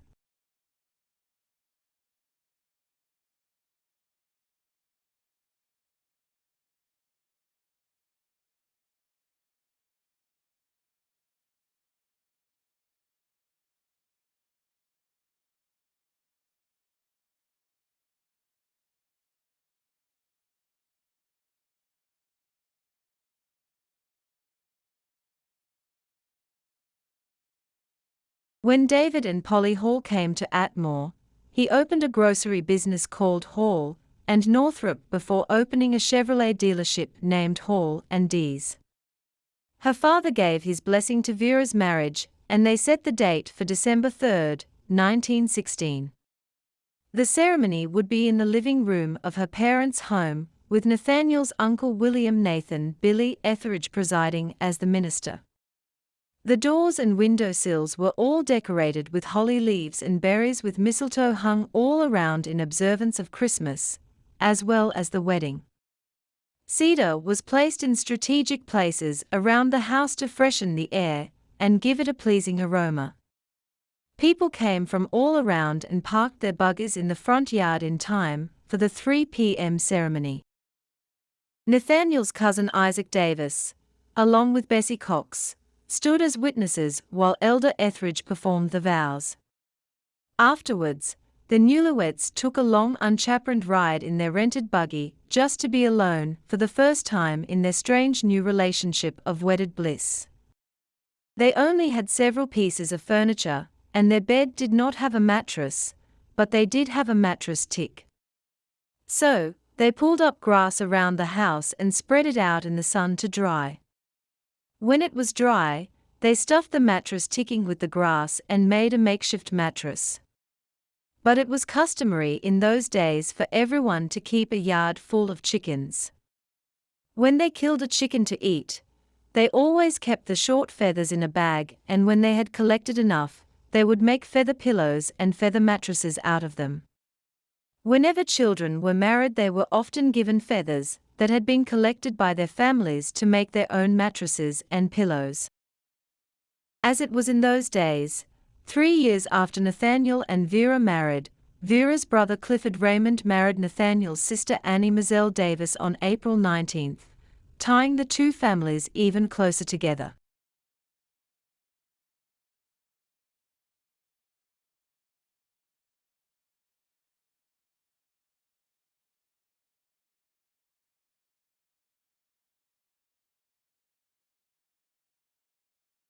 One day not long after Aubrey was born in 1917, the area was swept by a terrible thunderstorm that deluged the countryside with over 2 inches of rain in a 6-hour period. The creeks and streams were so swollen that many turned into small cascading rivers overnight. The rising water washed out a railroad bridge that spanned a swollen creek a few miles outside of Atmore. The railroad company hired as many local men as they could lay their hands on to assist in the rebuilding of the bridge. All the men were loaded onto a special train and rushed to the site as quickly as possible. With no hotels in the area, they had to be boarded in the surrounding homes of the area farmers and roomed 3 men to a bed. Nathaniel loaded up with his brothers and neighbors and quickly took advantage of this unexpected financial opportunity to earn some cold hard cash. Not long after they arrived at the bridge, Nathaniel began complaining of a raspy sore throat. One of his fellow workers told him that if he would tie a dirty sock around his neck and sleep that way overnight, that the sore throat would be gone in the morning. So, Nathaniel naively took one of his dirty, sweaty socks off and did just as the man had told him. But by morning, he had broken out from head to toe with chicken pox instead. So much for his quest for quick money and reliable home cures. As for superstitions, everyone from then on probably thought that dirty socks caused chicken pox. When Vera heard that he was sick, her first fear was that Nathaniel had contracted the deadly Spanish influenza that was killing everyone. By 1918, the war overseas was over, and Nathaniel left his father-in-law's farm and went to work for the W.M. Carney Company in Atmore as a machinist in their lumber mill. The mill was located just north of the railroad depot, so Nathaniel did not have far to travel to and from work. The work and the paycheck were always steady compared to the ups and downs of farming in the present cotton market. The company's 55-year-old president, Mr. Henry H. Patterson Sr., told his employees that on December 23, 1919, they each would receive a bonus at the end of the year. Happily, Nathaniel's bonus came to a total of $14. But for whatever reason he decided to return to farming. So, he rented a house and 25 acres from Joe Knoll on Highway 4 near the entrance to the Pine Barren Church and Cemetery. Ironically, this was across from the same site where troopers of the 15th Confederate Cavalry Regiment had camped during the Civil War.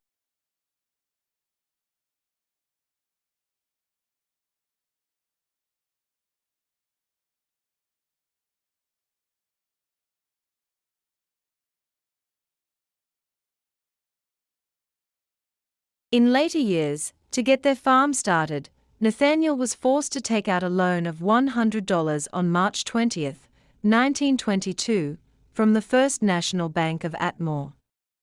The loan was to purchase a Georgia plow and several other farm implements needed to cultivate his fields.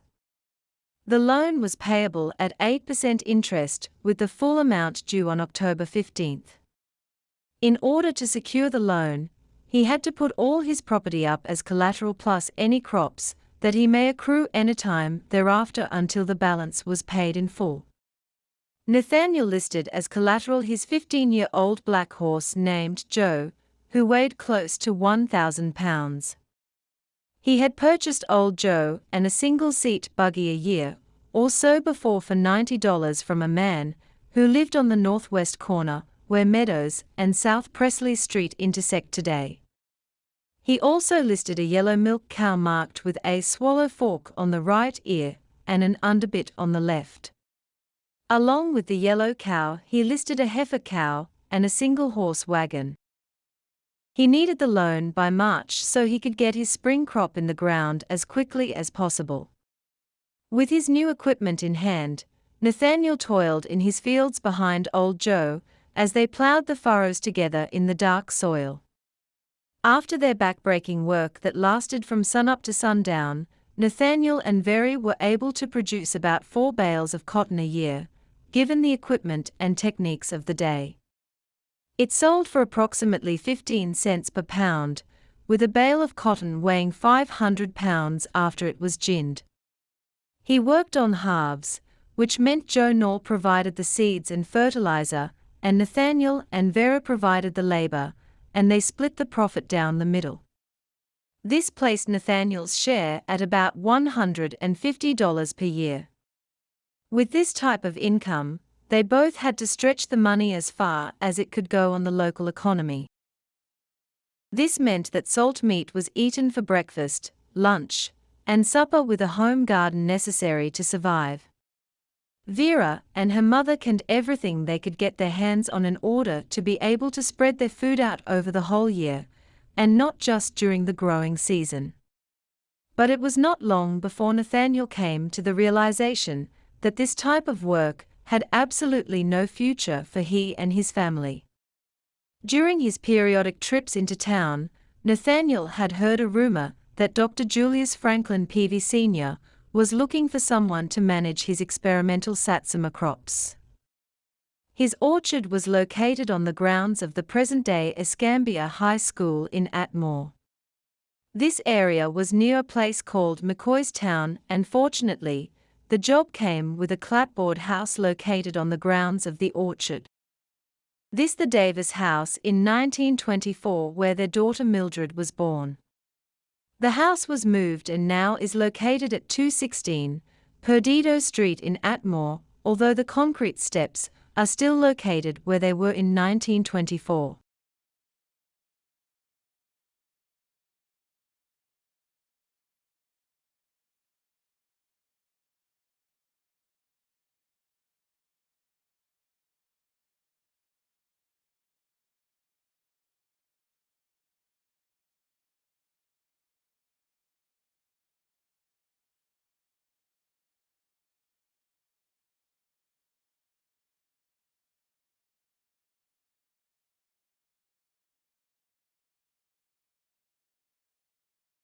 Vera's brothers Cliff and Rupert and her husband Nathaniel decided one time to make them some moonshine. They went down to the creek, dug a hole, and buried a wooden barrel with just the top sticking out.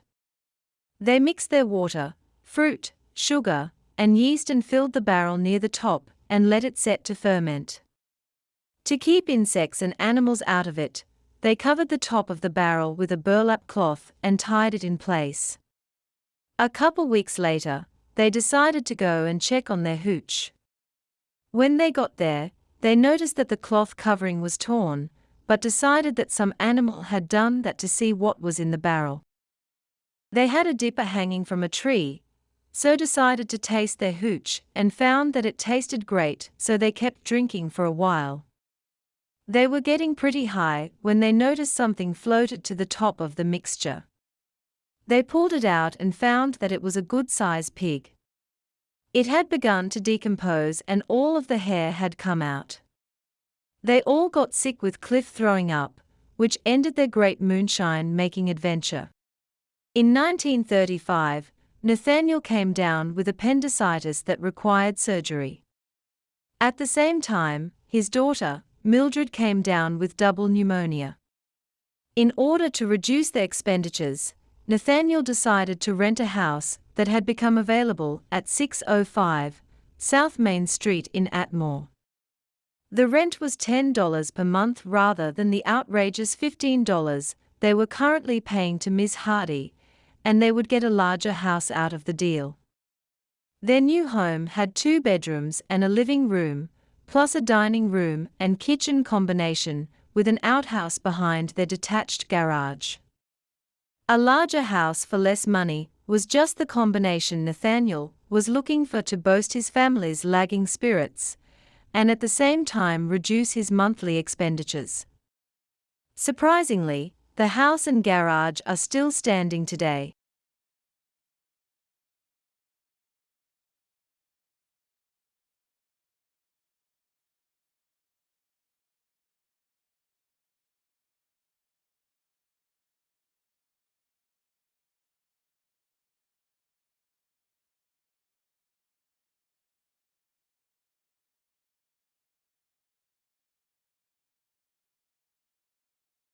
After Nathaniel recovered and returned to work at the ice plant, he entered a bid on December 21, 1935 to supply the Louisville and Nashville Railroad Company with ice at their depot in Atmore for the upcoming year. The bid was accepted and required Nathaniel to have the ice delivered in bags of not less than 100 pounds, and the ice had to be made from pure raw undistilled water. The ice was used for the train's water coolers, and was also placed in large holding tanks where fresh air could pass over the ice, thereby providing a type of air conditioning for the train passengers.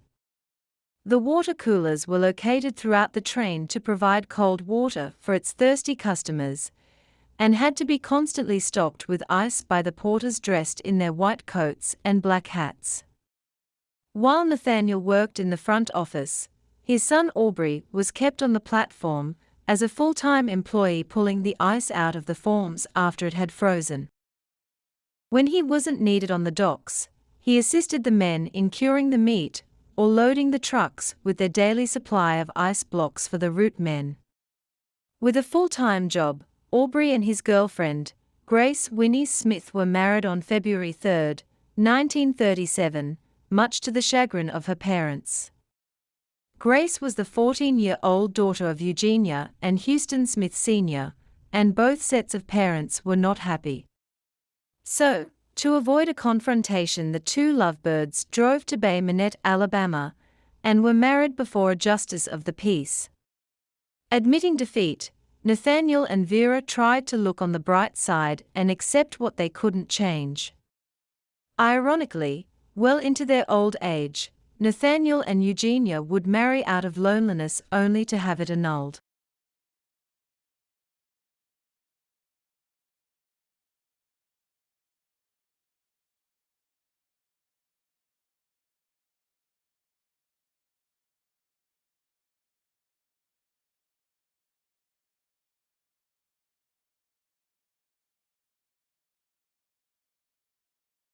To support his new bride, Aubrey got a job as a local mechanic and moved in with his Uncle Cliff and Aunt Annie Davis Hall at 507 East Horner Street.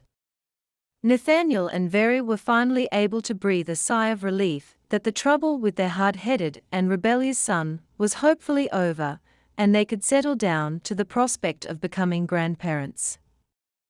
But this dream would never come to fruition after Nathaniel heard a knock on their front door late on the night of March 24, 1937. Sleepily he went to the door, while Vera peeked out their bedroom window to see who it was. A knock late at night is a nightmare for any parent whose children are out of the house and possibly in harm's way. Tonight would be no different. Under the glare of the porch light, they could see James Riley Hodgins standing there with his hands in his pockets, and his head bowed with a knot in his stomach. Nathaniel opened the door, as James blurted out that Aubrey had been in a terrible automobile accident, and they needed to come quickly to the Greenlawn Hospital several blocks away. It was the longest drive of their life, as they rushed the short distance to the hospital where their son had been taken by ambulance. But even as they hoped and prayed vehemently for their son to be spared, Dr. James Otis Lissenby came to the waiting room and informed them that the damage to his chest and head was too severe for Aubrey to survive. They stayed by his side during the night, as they watched their son slip slowly away into oblivion at the age of 19 years old.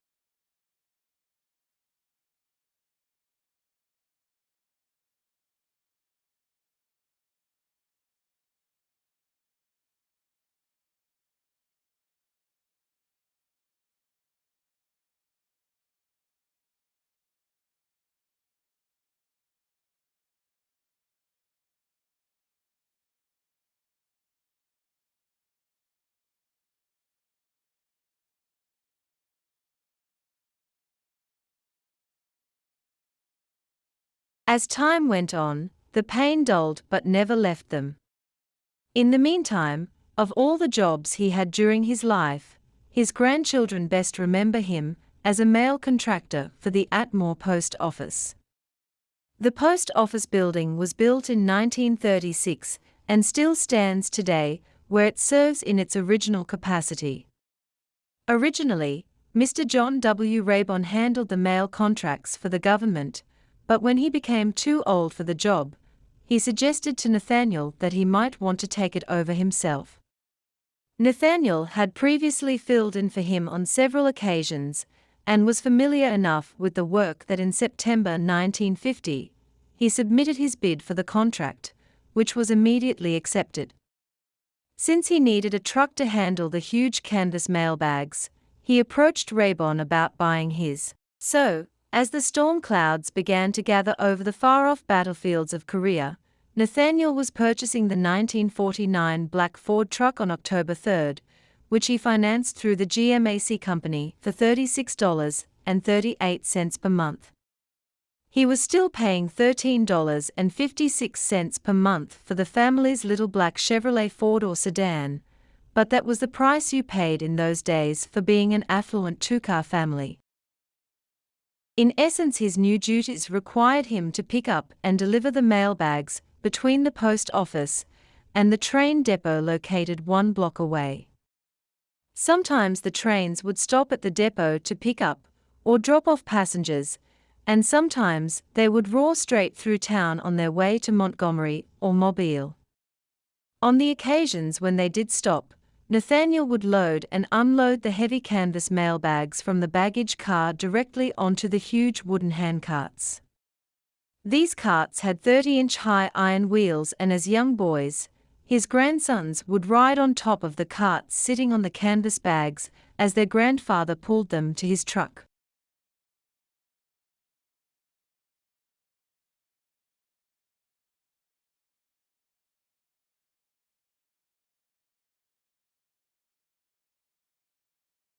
His truck bed had a wide wood frame attached with planking for the flooring and slatted sides. After loading the bags onto the truck, the grandchildren climbed up and rode in the back as he drove across the tracks on Main Street and around to the back of the post office. There, he would back his truck up to the concrete platform and unload the bags to be sorted and delivered by the men inside. If the trains were not going to stop, they would simply throw the large canvas bags of incoming mail off onto the ground next to the tracks as they sped by, to be retrieved by Nathaniel after the train passed. For outgoing mail, Nathaniel would hang the bags from an outstretched metal arm next to the tracks, where the conductor would lean out of the speeding baggage car and snatch it with a large iron hook and pull it into the car. The system was extremely efficient for all its simplicity.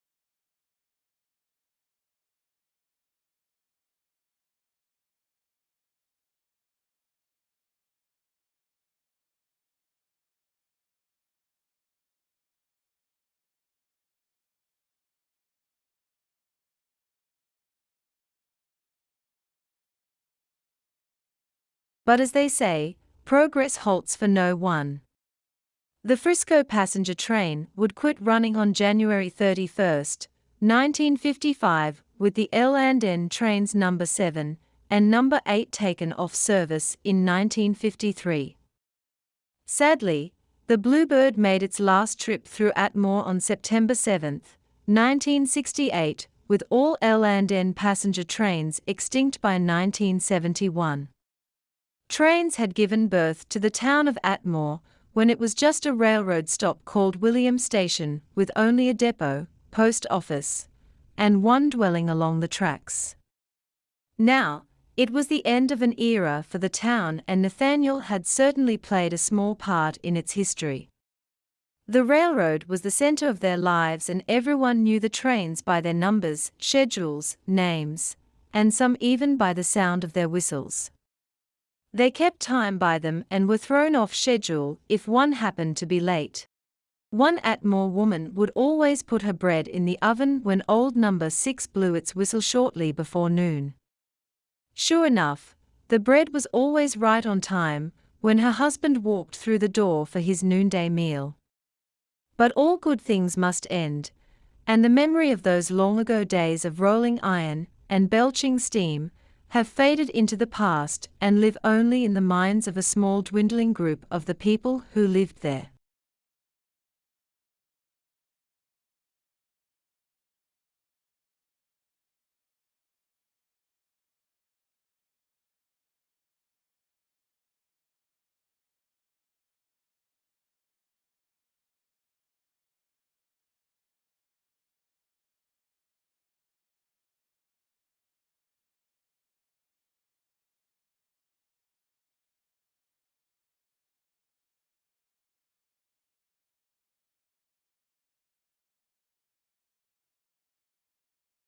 Henry and Martha's sixth child and the last of the raft group was Annie Mizell Davis, born on March 16, 1900 in Lasca.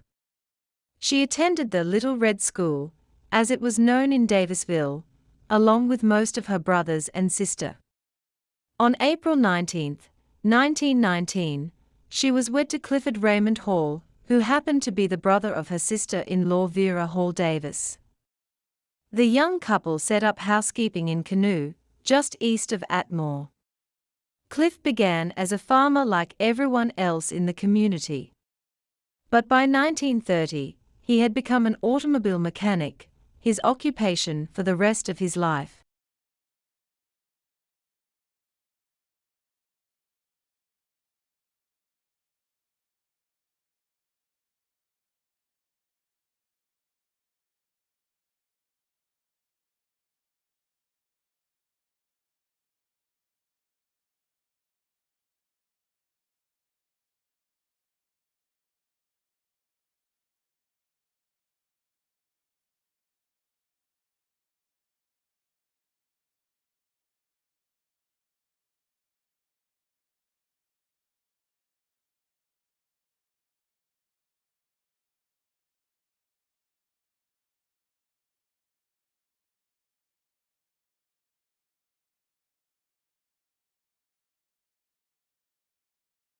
Numerous songs were written about Mary Fagan, a young girl murdered in 1913 in Atlanta.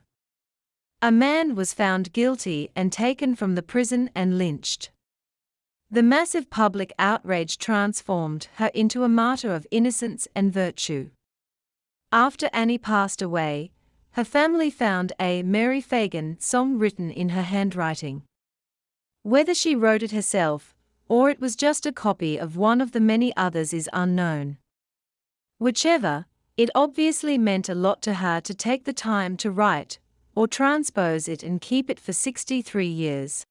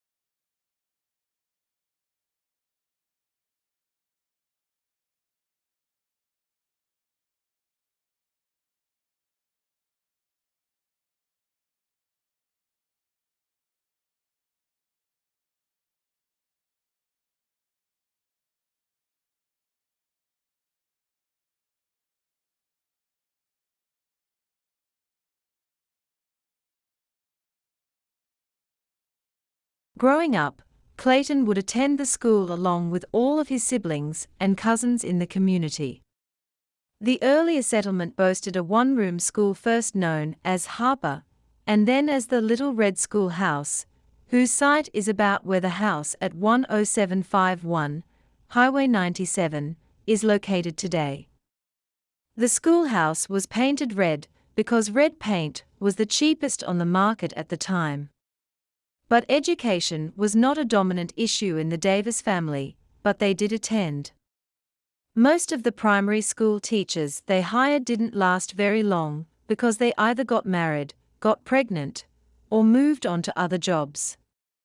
In some communities, children did not go to school on Mondays because the town elders felt there should be no temptation to do schoolwork on the Sabbath. All the children came to school on foot because most parents of the day thought that the idea of hitching up the family buggy to deliver able-bodied children to school was ridiculous. Walking several miles one way to school was never considered a hardship in an age where they didn't know any better. They walked the distance, rain or shine, with or without benefit of raincoats, overcoats, or umbrellas.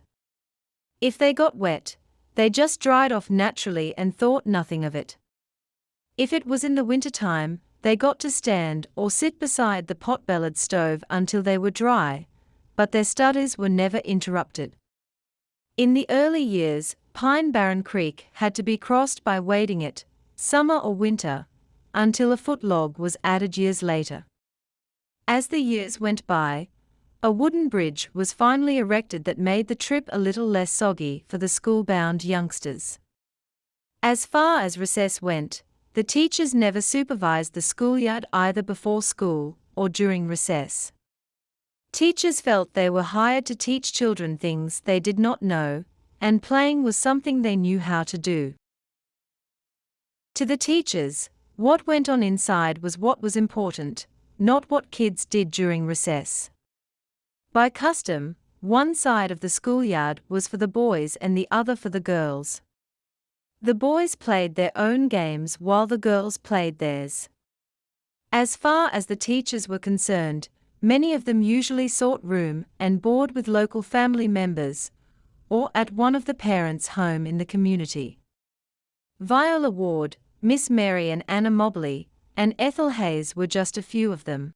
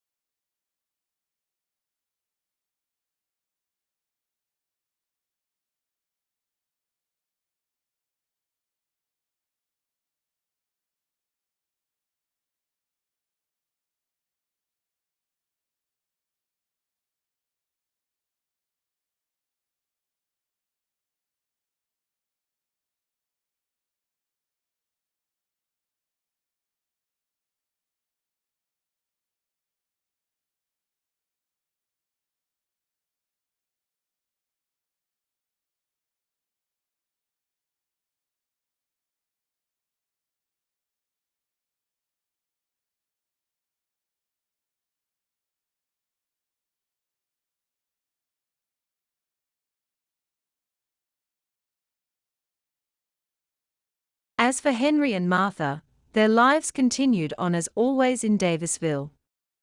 Their sons were given places of their own by their parents, which were centered across Highway 97. Directly across from Henry's was their eighth child Pinky Huey, who had married Virtue Lee Godwin in 1927. He was a lifetime farmer living in the same house all those years. Of all of Henry's children, this one had the most spellings of his name.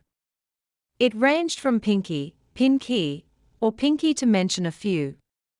Regardless, in 1941, Pinky was working for the WPA trade school, but still farming on the side. His land bordered that of his brother Clayton, also a farmer. He and Virtue would go their separate ways in 1962, but were reunited in death in 1996.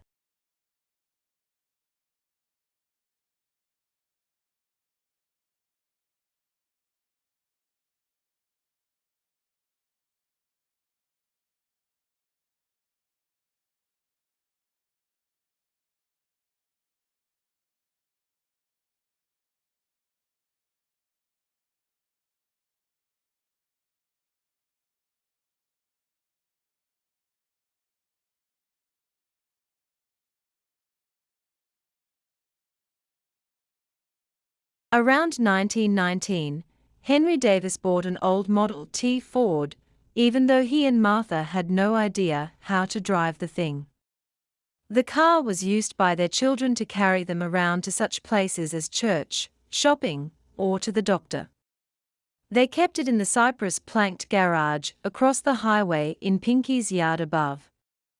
The old building stood the test of time until the new owners had it torn down in February 2001. This same garage was occasionally used as a ballot building for the Riley's Old Mill voting precinct in 1920, but even that responsibility had fallen by the wayside years ago. This old automobile was the only mechanized piece of machinery Henry ever owned. He insisted on plowing with his mules until the day he was incapable of working his fields any longer. His life with Martha was happy and wholesome, right up until the time they were separated by death. In 1948, Henry's health began to deteriorate as the advancing years and the hard life he had led began to catch up with him. His family said that he had contracted pneumonia so many times in his younger days that it finally caused him to go blind in the last few years of his life. On March 26, 1949, Henry breathed his last when he finally succumbed to his last bout with pneumonia.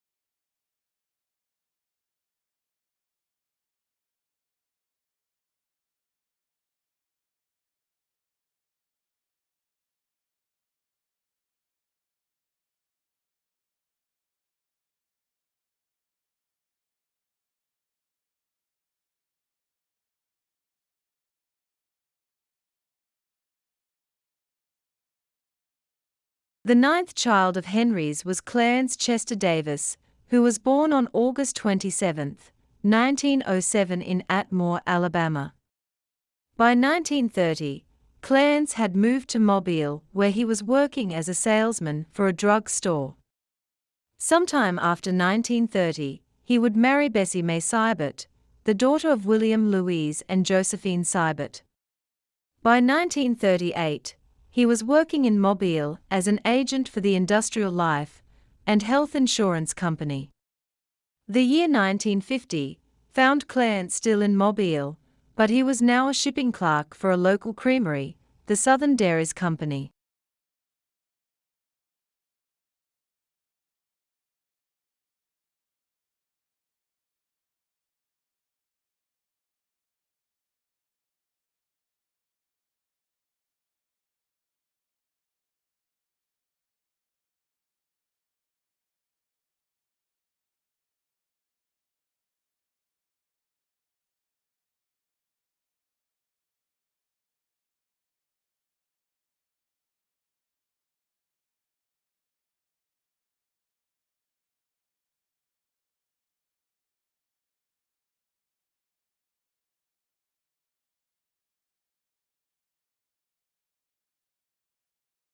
The last of Henry and Martha's children was Dallas Homer Davis, born on November 27, 1909 in Atmore. His older siblings had all grown up, married, and started families of their own. At the same time, his parents had gotten older and slower around the farm. So, it fell to Homer to perhaps stay home and make farming his lifetime career just like his father and siblings. However, Homer had his own dreams and aspirations, and farming wasn't one of them.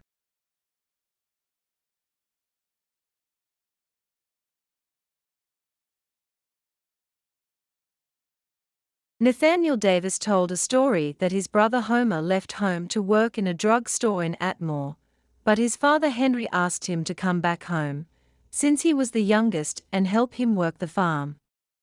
Homer didn't want to do that, so he hired Sel E. Hayes, son of Marcus Hayes and Henrietta Dove, to come as a gangling boy to take his place. Sel E., who had been abandoned by the death of his parents, had been passed around to multiple families for his care. Now, he was so happy to finally have a home, and to be unofficially adopted by the Davis family, that he stayed there for the rest of his life.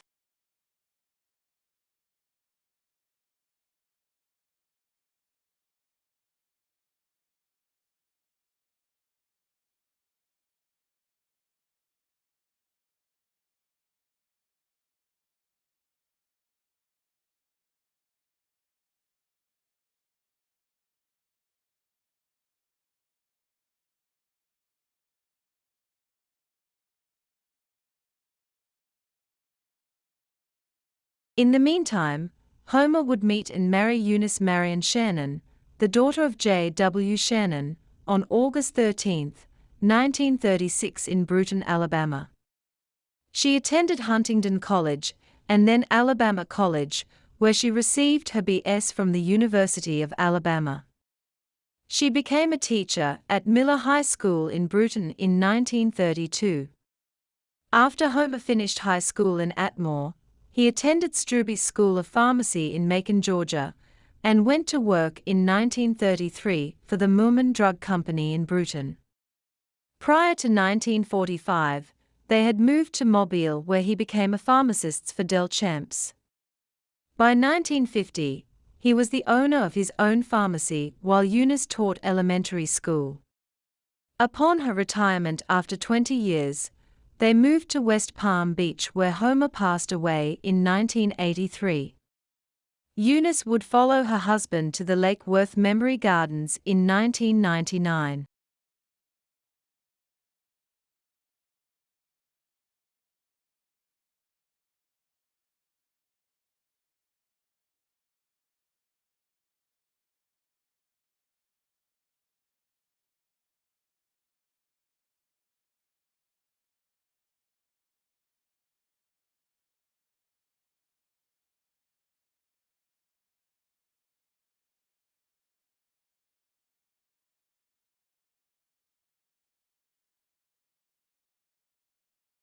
According to family law, this is the shotgun that Joseph carried throughout the Civil War.